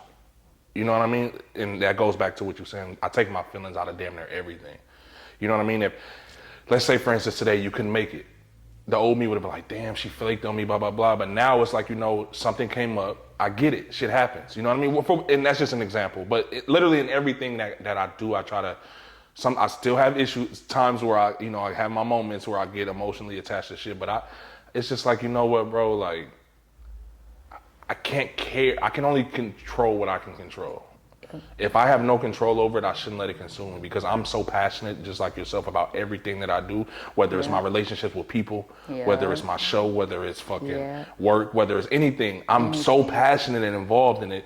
Sometimes my emotions come out, you know what I mean? And I try my hardest to keep that intact. So I didn't mean to cut you off, but that's dope that you said you had to take your feelings out of it. And that feelings over future, I love that shit. Bro, it's just... Or what is it? Future over feelings. I love that. I'm still in that, just so you know. You so funny. Pending trademark. That's super dope though. But because a lot of times, so in this moment, it was like, Elisha, not what do you want to do as a basketball player? What do you want to do as a person? What accomplishments do you want to have? Arizona State, aside from having a Pac-12 network and being one of the top conferences in the country, it's like one of the best schools. Because I hear about other people that was on scholarship, they not getting the money I'm getting, they not get that stipend. They don't have these resources. We had a life coach. We had so much stuff. And so I literally was like, bro, this is the best place for you to be, whether you want to accept it or not. And it was just like, basketball is now going to be a tool. It's going to be your vehicle. It's not going to be the end all be all. Right. And that's when I made the switch mentally. I still was struggling. It was still hard, but it was never, oh, I'm quitting or I'm transferred. Get through it. Oh, they think I can't? Let me show these how I can get down. So everything just times 10. Everything went up. I was already doing good in school. I had actually worked like a real job while on scholarship. Really? Bro, I worked a real job from the end of my freshman year all the way to senior year. So in the off season, I worked a real job. I worked with the city of Tempe, and I was a flag football instructor, a basketball instructor, flag football instructor, and a basketball coach. And I felt like these kids, they like, wait, I just see you on TV. I'm like, that's me. Like, I'm humanizing this whole experience. That's fire. But I really needed the money because we don't get paid a lot. Right. You know what I'm saying? So I literally worked, spring and summer I worked. And back then I didn't have a car. I'm literally catching a bus. Wow. Catching a bus. And that's another thing. So my freshman, my life is just whatever. So basically my freshman year, when I go home, my mama bought me a car. She's like, man, I got a nice Honda for $800. We out here, no note, no nothing. So I had the car for maybe a month. That's funny. Darian was there again, and my other best friend, Yana, right? So we had TT. How do you know TT, Tara Wilson? Maybe if I see her. Okay, so basically we at our house, we chilling. It's like 4 in the morning. Like, we want McDonald's. Boop, let's go to McDonald's. Yana like, can I drive your car? I look at the sky, I'm like, God, please don't let nothing happen. It's around the corner. We go, ain't nothing wrong. Come back, having fun. She almost missed a turn. So she, get it. She makes her. She look at, so maybe it's Yana in the driver's seat, Darian in the passenger seat. I'm in the back, right? I feel like I'm like a little chauffeur. I'm like, y'all drive, that's good. She looked at Darian. She driving. Ha, ha, ha. Boom!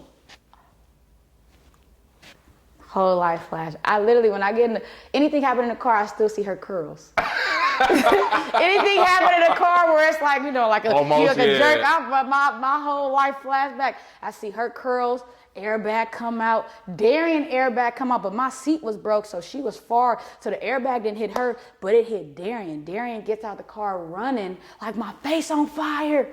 I'm like, your face look fine. Yeah. So come to find out, she had like internal damage under her skin. You couldn't see it, but she couldn't be in the sun. She couldn't do this, couldn't do that. Oh, wow. So we hit the car. We did a hit and run. Because we was already at TT house. So they come, dudes we was with, they come, drive the smoking car, park it in TT driveway, put a tarp over it.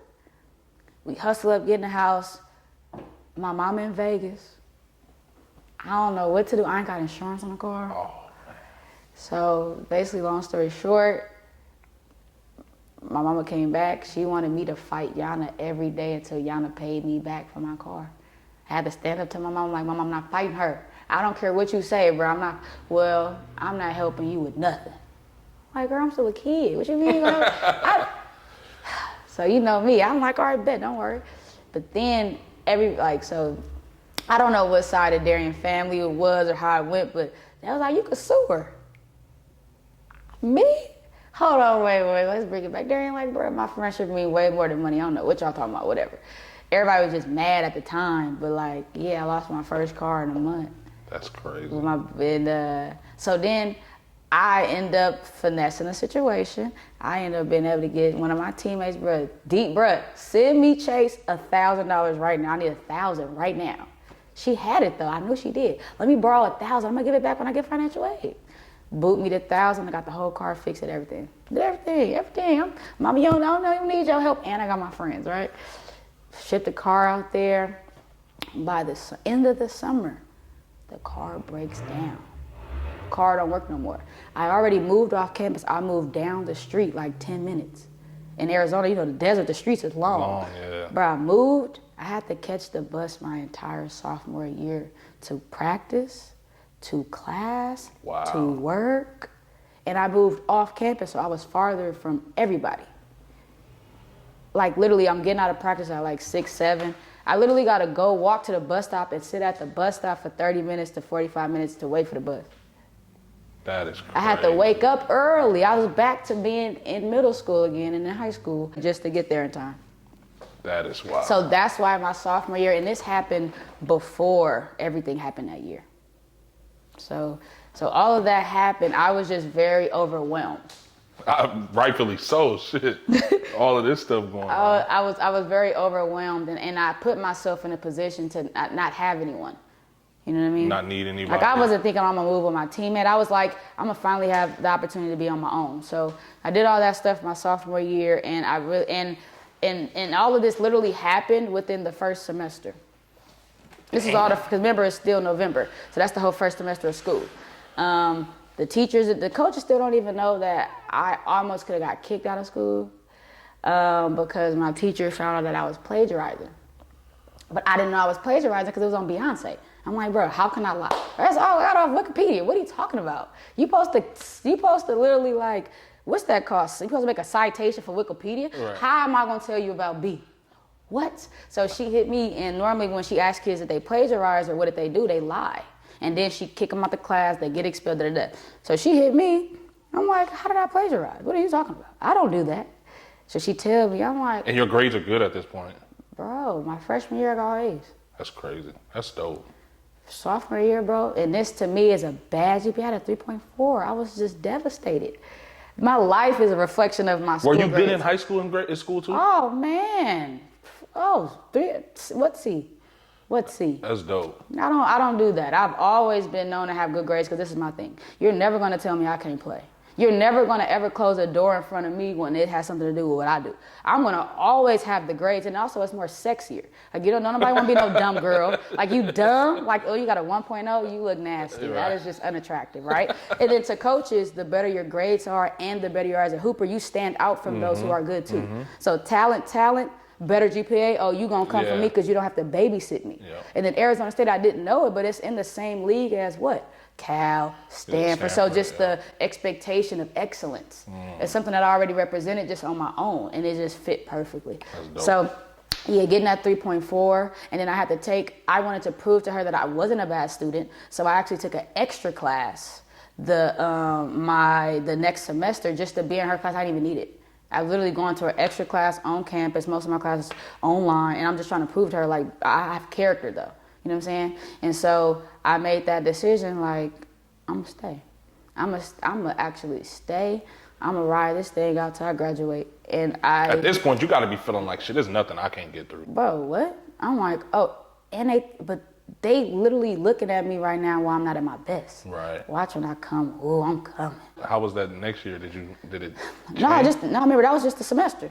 Oh, wow. So going into that next semester. So this is spring semester now. Spring semester. So basically it was cool. Everything was good. I was literally trying to buy in more. Like I didn't know what buy in mean. And no one ever taught me that because I always thought I was already bought in as a player, but they wanted me to buy into the system, not just the court stuff. Like the system, the what we do, how we do it, all this stuff, right? And so basically I ended up starting our first time ever making it to NCAA. I started over the senior point guard who'd been playing this whole time. I ended up starting. Everybody looked like... This is your sophomore year? Sophomore year. Oh, wow. Second semester, though. Second semester, the first time we make it to NCAA, we play Vanderbilt. I started. I'm like, ooh, wow. But what's crazy... Is you and coach's relationship getting better at this point, or are you just at this up point and you down? Yeah. If you think in stocks, think volatility. That was the best. I wish I knew that word back then. Volatility, baby. It was like, bro, you don't like me right now. I don't like you. It's a love-hate relationship. We know it. It don't gotta be said. It was like what's understood don't gotta be explained type thing, and it was just what it was. But before that, because it's like your conference, then it's conference tournament, and then it's that. So conference tournament, I almost get into a fight with my teammate at Pac-12 in the locker room after we lost when media and everybody is waiting. And can you say why you guys almost fought? She was a ball hog, and she was not the reason why we lost, but bro, we was down by 2. We had the perfect kick up. I'm open on the 3, Joy open in the post. She dribbles with her head down. She shoots over 3 people from like before 3-point line. We like, all right, bet. Another game lost. You know what I'm saying? Going to the locker room, we do all the thing. At the end, team on me, team on 3. She gonna say, don't say it if you don't mean. I lost it. I'm like, you got they holding us back. Then the other teammates like, yeah. It was like a mini riot in the locker room. But Pac-12, all of the locker rooms are right there. It's like a whole tunnel. So it was like a whole thing. I mean, I'm screaming to the top of my lungs. I want to square up. I want to fight. The coach is like, get in the other room. I'm like, nope, I ain't going nowhere. You got me messed up. Tell her to go to the other room, right? all this happened. It wasn't, so a lot of times it's not me starting something. I told you finish. It's the finish thing that messes me up. You know what I'm saying? Mind you, she from Cali though. She from Fresno. Oh wow. Bruh, Boosie. I ain't gonna say her name, but she knows she Boosie. She still Boosie to this day. You know what I'm saying? But everybody's like, no, you wasn't wrong. It's not that I was wrong. It was the wrong time. And so that happens. We fast forward. Now I'm starting. I don't know what happened. I don't know what was going on, but then I started, and I started for the rest of my career. Oh, that's dope.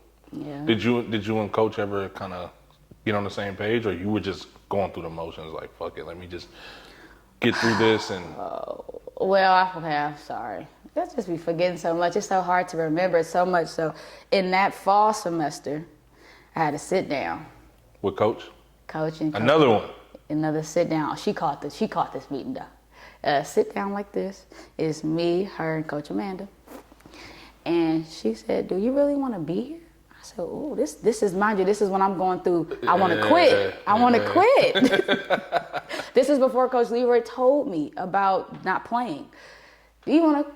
Like, of course I want to be here. What do you mean, Coach? And so she like, I feel like you don't want to be here. I feel like, this is just not going well. So you're going to have to change a few things. What I got to change? Well, first off, I need to see you smile more. I said, wait, you want me to?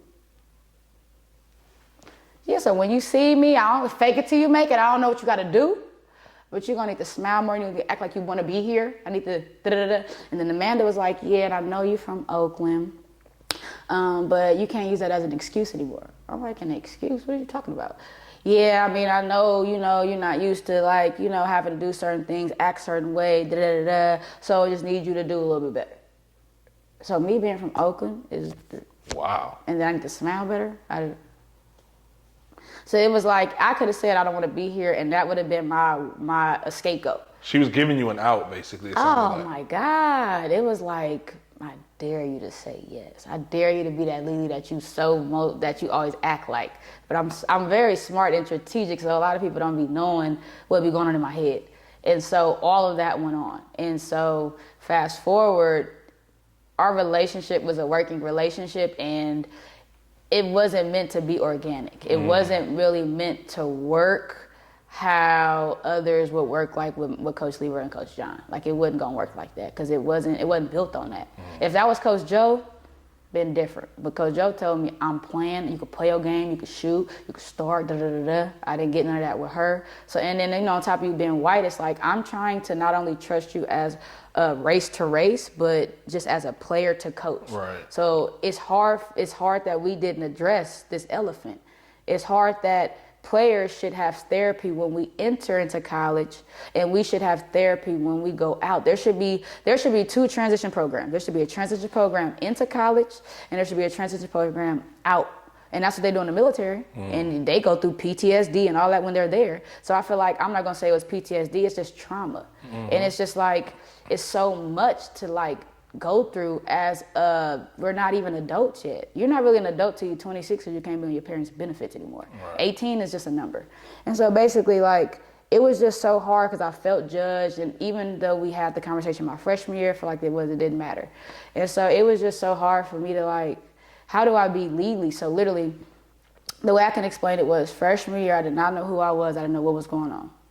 Sophomore year, I just played that game. I put everything that I do, no handles, no shooting, no. I'm like, bro, I just want to get on the court.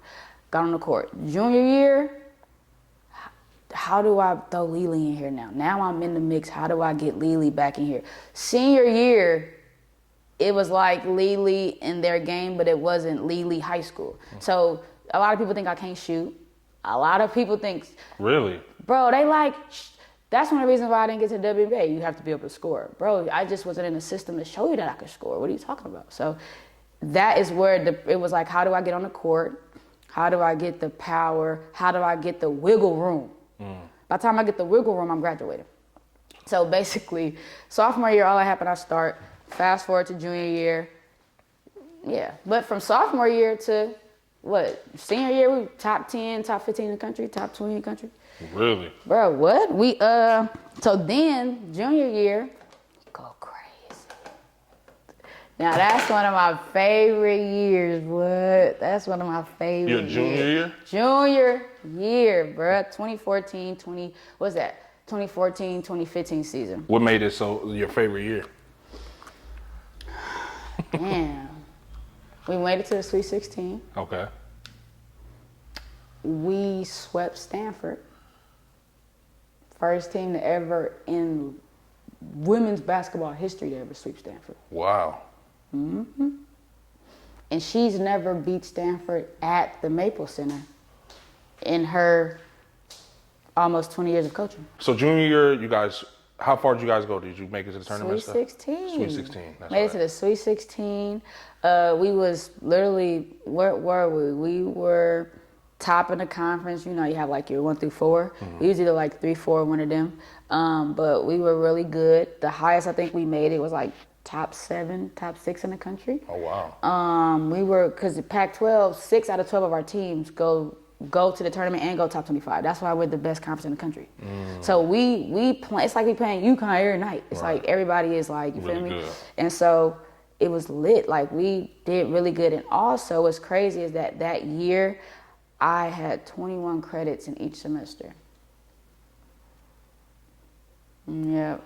Did you graduate early? I graduated early. That's fire. So I graduated early. I had 21 credits in each year. That was fall semester. I got a 4.16, and spring semester I got like a 4.06. But I had all A's, and I was like, I wanted to make up for the bad quote unquote year I had my With the sophomore year. 3.4.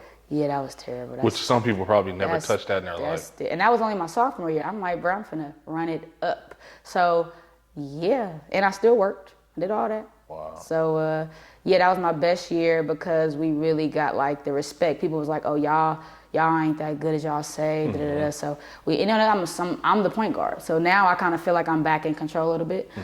And yeah, man, that was my favorite year. And that's it. So senior year, how was that? It was. Senior was even better mentally. Cause I'm like, I see the light. Like that was the only thing. It wasn't even about, we end up breaking history and we end up getting a 2 seed in the NCAA tournament. Oh, wow. That was the highest they've ever gotten, the ASU has ever gotten. We swept Stanford again.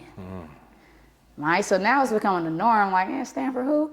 But then we held them to their program's lowest ever in program history to like 31 points. Oh, wow. Ever. Mind you, we only had like 42 because we was known as a defensive school, but it doesn't matter, we held them. And that was when they had like their top players, like Lili Thompson, and that was like one of my assignments. So it's just like to know that we broke history that year. I was so mad because I didn't play my freshman year, mind you.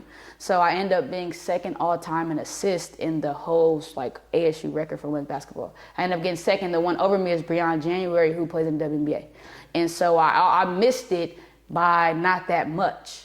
It's like and if you put your freshman year add freshman year in there, and then you add up a lot of the chippies that was missed.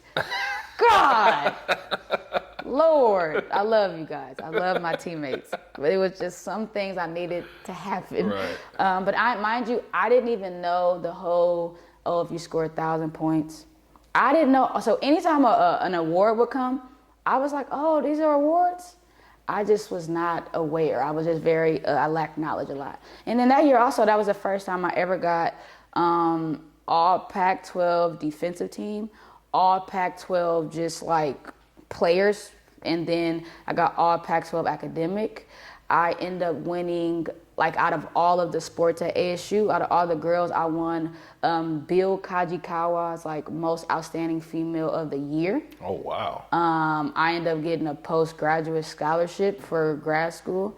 I got so many I was nominated for a lot of stuff. That's fire. Yeah, so it was like I had a lot of team success, but then I had individual success. I had probably completed over like 160 hours of community service by that time. So it was just like, I wanted to be known as the one that maximized opportunity. I'm not an opportunist because I feel like that has a negative connotation to it, but I just knew I'm gonna milk this. If I'm gonna be here, you're gonna remember me whether it's about hoop or not. That's and dope. so that's where I found my voice. And like Lee, basketball is a real vehicle, it's a real tool. And like that's kind of where it all happened for me at. Yeah, so my career at Arizona State was definitely a roller coaster, a lot of ups and downs, but I wouldn't be the woman that I am today without it.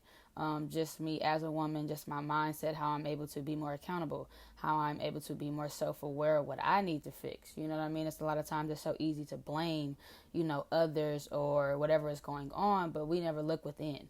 And so I think Arizona State definitely allowed me to have that skill of look within, and definitely just built on my skill of learning how to code switch. I definitely was challenged to code switch consistently, and so now I know how to operate in certain environments. And obviously I'm not perfect, but just my intentions of how I move is different. So I want to say thank you to Arizona State for everything that they gave to me internally and externally, and all of the great relationships that I built, because even though on the basketball side it didn't go how I wanted to, I still have a lot of relationships and connections in Arizona, and as well as just with my teammates. And I want to say thank you to my teammates, because my teammates was the very core reason why I did not leave. Obviously I couldn't go back home empty-handed.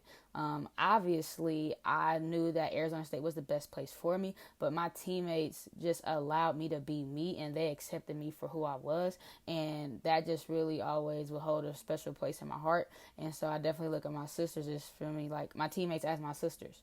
And I know that, if they ever call me, if they ever need anything or just linking up or whatever, I'm down. And so Arizona State definitely did a good job at recruiting great people, not just talented people. And, I took heed of that, and that allows me to learn, how to better profile people and just like that, because I know what great people are. I know how great people operate. So that also allows me to see when someone is not genuine, or when they are not showing their true colors, or knowing how to, hold people accountable throughout the time of our relationship. So once again, Arizona State was not what I wanted initially, but it was definitely what I needed. Arizona State is the reason why I am the woman that I am today, and Arizona State will forever. I will forever be grateful to Arizona State for giving me the opportunity, because that opportunity could have been taken away from me the minute the coach got fired. So thank you, Arizona, for embracing me. Thank you, Arizona State University, for everything on and off the court. And thank you to the community just for allowing me to be Lili. And hopefully in the near future, I definitely could come back and be able to do some things with my business and with my brand and with my impact of what I'm trying to do. Be able to do that back at the place where I was able to blossom as a young woman, to even start that journey of knowing I can do this and I can do that. So after that, did you at first you wanted to go to the WNBA? Mm-hmm. How was that whole process? It was like once I graduated, I wanted WNBA all again. Like it was like, oh, now I can really play my game. Like I really can da-da-da-da. And so I go to the combine. I don't have an agent. That whole process of, we're preparing you for real life. Are you preparing me to play at the next level though? Mm-hmm. And so there was just a lack of that to me. That it wasn't really, like once again, the biggest choice of my life goes down to your choice. There's no guidance. Mm. So didn't have that. I ended up signing with the agent like maybe the night before, the day of the event, something like that, something dumb like that, right? And then nothing happened. It ain't that I did bad, but I didn't stand out. I didn't make the all-star team. I only went to one combine, and then that was it. And I'm like, I'm gonna go home. I'm finna get in the gym with KP. I'm finna go crazy. So, but I was still in school, like master's school. So I'm like, Elisha, you are adult now. How are you about to make this work? Sorry, SU, but I fake went to school. I signed up, got like 10 bands. I ain't never got a loan before. I'm like, ooh, I'm finna eat off this 10 for my whole career for this year. I'm finna use this to pay for whatever, and I can still go to KP and work out, da-da-da-da. I'm gonna do Uber. I did Lyft, I did refereeing. I cleaned my cousin. I was a janitor. I cleaned my cousin beauty salon. I did Instacart. I did everything. I literally I lived in Antioch though. Moms, there was a whole bunch of stuff that happened that personally that I didn't mention in the story, but mom ended up being at Antioch. So KP was at Bayfair, 2-4. we worked out like between Monday through Thursday, but Brittany was back. So ended up being able to work out with Brittany. So it was perfect. And so I literally would have to wake up at 4 in the morning. I would have to leave about 4:30. I would have to drive to Antioch, get drive to Bayford by like 5:30-ish, do the workout, and then I gotta drive for Uber from 7 to 12. Then I go to Granny house, get a little snack, lay down. Now I got Coach Ant.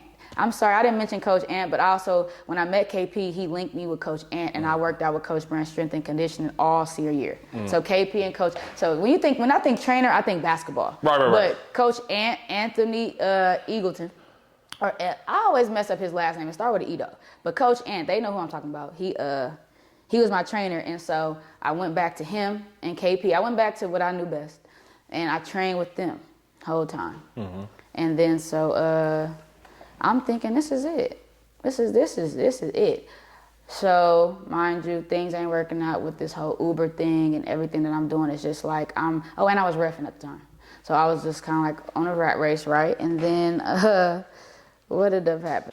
Oh man, I'm so sorry. I just feel like when I'm talking to you, it's like so much is coming up. Yeah. So basically, fast forward, when I was getting ready to go back to school that first year, I had a nervous breakdown.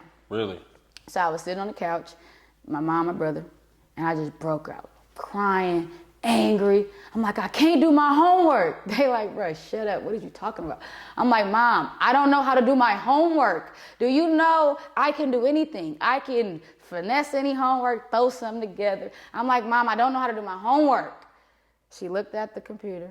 She looked at the charger. She said, you need to recharge. Close that computer. Close the computer. Just close the computer. I'm like, I can't, because they told me that I got to get a master's. And she like, who is they? Society. What are you talking about? And she like, girl, shut up, close that. You need a minute. I ended up dropping out of school the whole year. I had the 10-band loan, dropped out of school. A lot happened with that 10 bands. I lost it. The 10 bands was gone. I got it. It was gone in like 30 days. The whole 10 was gone. The whole 10. So much personal stuff happened. I had to take care of me, my mom, my little sister. Whole 10 gone. Damn. The whole 10. Mind you, I just paid off my credit card. I was so established. I had a 640. I thought I was just climbing. Boop, all that's out the trash, right? So that happened. That's why I had to do all those different hustles, because the 10 didn't last more than a month. And then by the time we getting closer to go to the combine and stuff, I fake went to school. I don't want to say the other school, so I fake went to school there, got a little check, and that was enough for me to pay for my flight and the registration fees for the combine. Oh wow. And so I ended up doing 2 combines. Okay. That were 3 days apart. It was, and everything was you know how you do combines, they kind of got them all in the same place. Yeah, so when they have combines, they kind of always have everything in the same place. And so it's really interesting because my boyfriend is a women's basketball coach, which is just so crazy. He's from here? No, he's from Virginia, but he went to Grambling, and he was the best man in my sister's wedding. And so when I met him... Is that how you met him? Yeah, I met him in Vegas going into my senior year. And so... Of college? Or high school? Okay. Of college, man. Senior year going to college. And we've been thick as thieves ever since. That's what's up. And so then... Does he live out here now? He moved out here, almost about 2 to 3 years ago. Oh, that's what's up. Yeah, but back then we were long distance for 2 years. Oh, okay. Oh, Lord Jesus. Yeah, people don't understand love is an important thing in a relationship, you know what I'm saying? Very. But basically though, so he going to the combines, he going to the convention to try to get a job. And I'm trying to get a check, I'm trying to get signed. Right. So basically, bruh, we go. I went crazy in the first combine. The WBA combine in the second, I went crazy. Literally, the dude walked up and was like, they gave me the LA Sparks card. Like, we like you, call this number, agents coming up to me. I went crazy. My coaches, now we going back there, like, texting me. Like, we hearing great things about you. So like an assistant coach text me like Connecticut, I'm like, okay, that's kind of cool. So we were talking about WNBA teams, right? Boom. Mind you, I played like at least 5 games. WNBA combine. The coach is like, I remember you from last year. did hella good. I made the all-star team. I stood out. Agents still talk like, oh, we like you, da-da-da-da. Everything. Mind you, I played 10 games in less than 2 to 3 days, and everybody I was playing with was just in the NCAA tournament. Mm-hmm. They on Miami, they on this, they on that. I'm like, oh yeah, I'm in that thing. I'm like, I did this good with no help, just and KP is good. After the combine, probably about a week after, crickets. Nothing. When I say nothing, I'm like, is it because I don't have an agent? Is it like, can they not just call me directly? Can they not get in touch with me? Like, what's going on? Oh, I'm sorry, and mind you, when I'm working out with KP and Ant and Britt and everybody, I'm at my granny house, I get the call. So this lady that I knew that was at Arizona State, she was on the staff. She was like, Lee, they've been looking for you. I'm like, who? She like, Seattle Storm. I'm like, me? I talked to the coach on the phone. She like, yeah, we've been looking for you. We're trying to find you. We were looking forward to seeing you at the WNBA Combine. I'm like, oh, I got some hope. It's like January. I'm like, I got like 3 months. I'm like, I'm in there. So you take that call, fast forward, first combine, go crazy. Second combine, do even better. They said you better, your shot better, everything better. A week later, nothing. Was this tough for you to process at the time? I didn't get it. I'm like, wait a minute. So I go to the same combine. I do even better. The coaches said I look way better, like overall. And I made the all-star team. Right. Making the all-star team is like what you really need for them to say, who should we pick? Mm-hmm. And so my thing was, I've never made it to the next level and didn't stay. So every level I've been given a chance. I never got a tryout for WNBA. I never got invited to one. And you know, in the NBA, I believe you can pay to go to a tryout, or you used to could. I think that's what Stephon Marbury did one time. Like he paid, did something. It was somebody of importance that we know that's a player. I'm gonna look it up when I leave here, but you can pay to go to a tryout. Wow. You can't pay to go to a WNBA tryout. You can't pay at all. You have to get in through agent and this and that. And I'm like, how do I do this good? And I do everything on my own, and I still don't get nothing. So then this is around like April. So Coach Meg, who I ended up having the best relationship with out of Arizona State, she was the best one I had, right? And so she knew this overseas agent, and he was there. And so through her, he was able to get in touch with me, and he became my agent. Okay. So I'm like, oh, we good. We ain't nothing to it but to do it. He's like, we can get you somewhere. We can get you somewhere. I'm like, what time we getting somewhere, bruh, so I can be there, bruh? You know us, we anxious. Every day we like, bruh. Yeah, let's get to it, right. And so it just never did. And then I had got a DM from like, I don't know if he was in Poland. I think it might have been like Iceland. I'm gonna just say Iceland, because I don't remember. And he hit me like, oh, da-da-da-da, we like you, da-da-da, but we wanna know, where were you last year? I'm like, oh, I didn't get picked up. You know, I've never been injured in my whole career. I've played every single game. I've played in every single game from third grade. I've never been injured. I've never missed a game that I was scheduled to play. Not AAU, not high school. You can ask anybody. I've never been injured. I sprained this. That's probably the most I've ever dealt with. Ever. Wow. I've never missed a game. I'm like, bro, I didn't get picked up. Well, that is like, it's like, I don't know what else to tell you. I didn't get picked up. So there was nothing else that happened because I wasn't anywhere last year. So that's why that conversation ended. Now the coach is like, you know, like $1,500 a month. $1,500 a month. Wait. I'm doing almost $1,500 a month. And I know boys they saying, oh, I'm only getting 100,000. Right. So then the number just kept getting lower. Well, maybe we can get like 12. But mind you, it still was no offers. It wasn't like I was getting stuff and turning it down. I wasn't getting nothing. This is just conversation. He was just like numbers. And then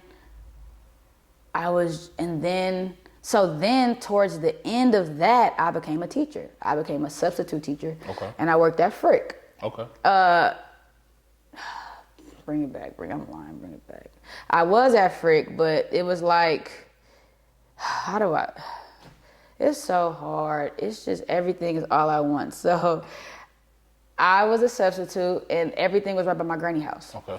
And so it was easy for me to just drive there every day. The last day before school was out, I got in a car accident. Driving from Antioch. It was my fault. I was texting and driving, and I hit a woman with a kid in the back. Oh, wow. When I tell you, I had to drive all the way to Oakland with the car. I didn't have no insurance. Again, no insurance. And I drove all the way, to our granny house. And then that whole summer, I didn't have a job. All I did was ref, but you only ref on the weekend. So I may be making maybe $500 to $600 a month, or whatever. But I got a car. I still got to pay the car note because they didn't give me gap insurance because I didn't know what that was. Right. They get over on you. And so I don't have a job. I don't have a car. I don't have no money. I don't even have enough money to get on the BART to go back to Antioch. Like, I couldn't even get on the BART to sleep at my house. So I literally had to sleep at my granny house and sleep on her daycare floor. And I had to sleep on like a little cover. And I had to live out of my suitcase and my trash bag. Wow. So I'm on this floor, mind you, still waiting on the contract for overseas. We're going to get there. I'm going to get there. Literally on that same floor, I made the decision to put down basketball forever. June 26th. So mind you, this happened on June. What year was this? This was 2016, 2017. Okay. So this should have been maybe 2017 at this time. Yeah, fast forward a year. Because I graduated 2016. So yeah, whole year. All this happened in a year. And so my birthday was on the 21st though. Okay. June 21st. So yeah. I'm like, Lee, basketball is no longer an opportunity for you. It's literally holding you back. It's literally like, even if you go overseas, you're still gonna come home at 30 with no work experience, no credit score, Like, you're gonna be gone. And then, so a lot of people don't know, but I have an autoimmune disease. Okay. And it's called, but it's through hair. So I have alopecia. Oh, wow. So, but my hair is very long. It's just in certain areas that I'm still learning how do I grow my hair because my immune system is messed up. Mind you, I'm one of the healthiest. I've never dealt with no asthma, no nothing. It's just like my hair follicles are eating at each other, like they're fighting against each other. So that's what it is. But everybody know my hair real, real long. So it's not that you're bald, it's just that in some area of your head it's not clicking, right? And so I couldn't go overseas, one, because obviously I'm gonna be gone for a long time, but two, who gonna do my hair? So I had to make a personal decision like Lee, and I ain't never told that to nobody. People think I didn't go because I didn't get a contract. I did it, but on top of that, that was an issue. And then when I told him, now he like, okay, well, no, we got some places, and I'm like, bro, it's too late. So I'm like, I'm gonna make the choice. Just to not, To walk away. So I just gotta walk away.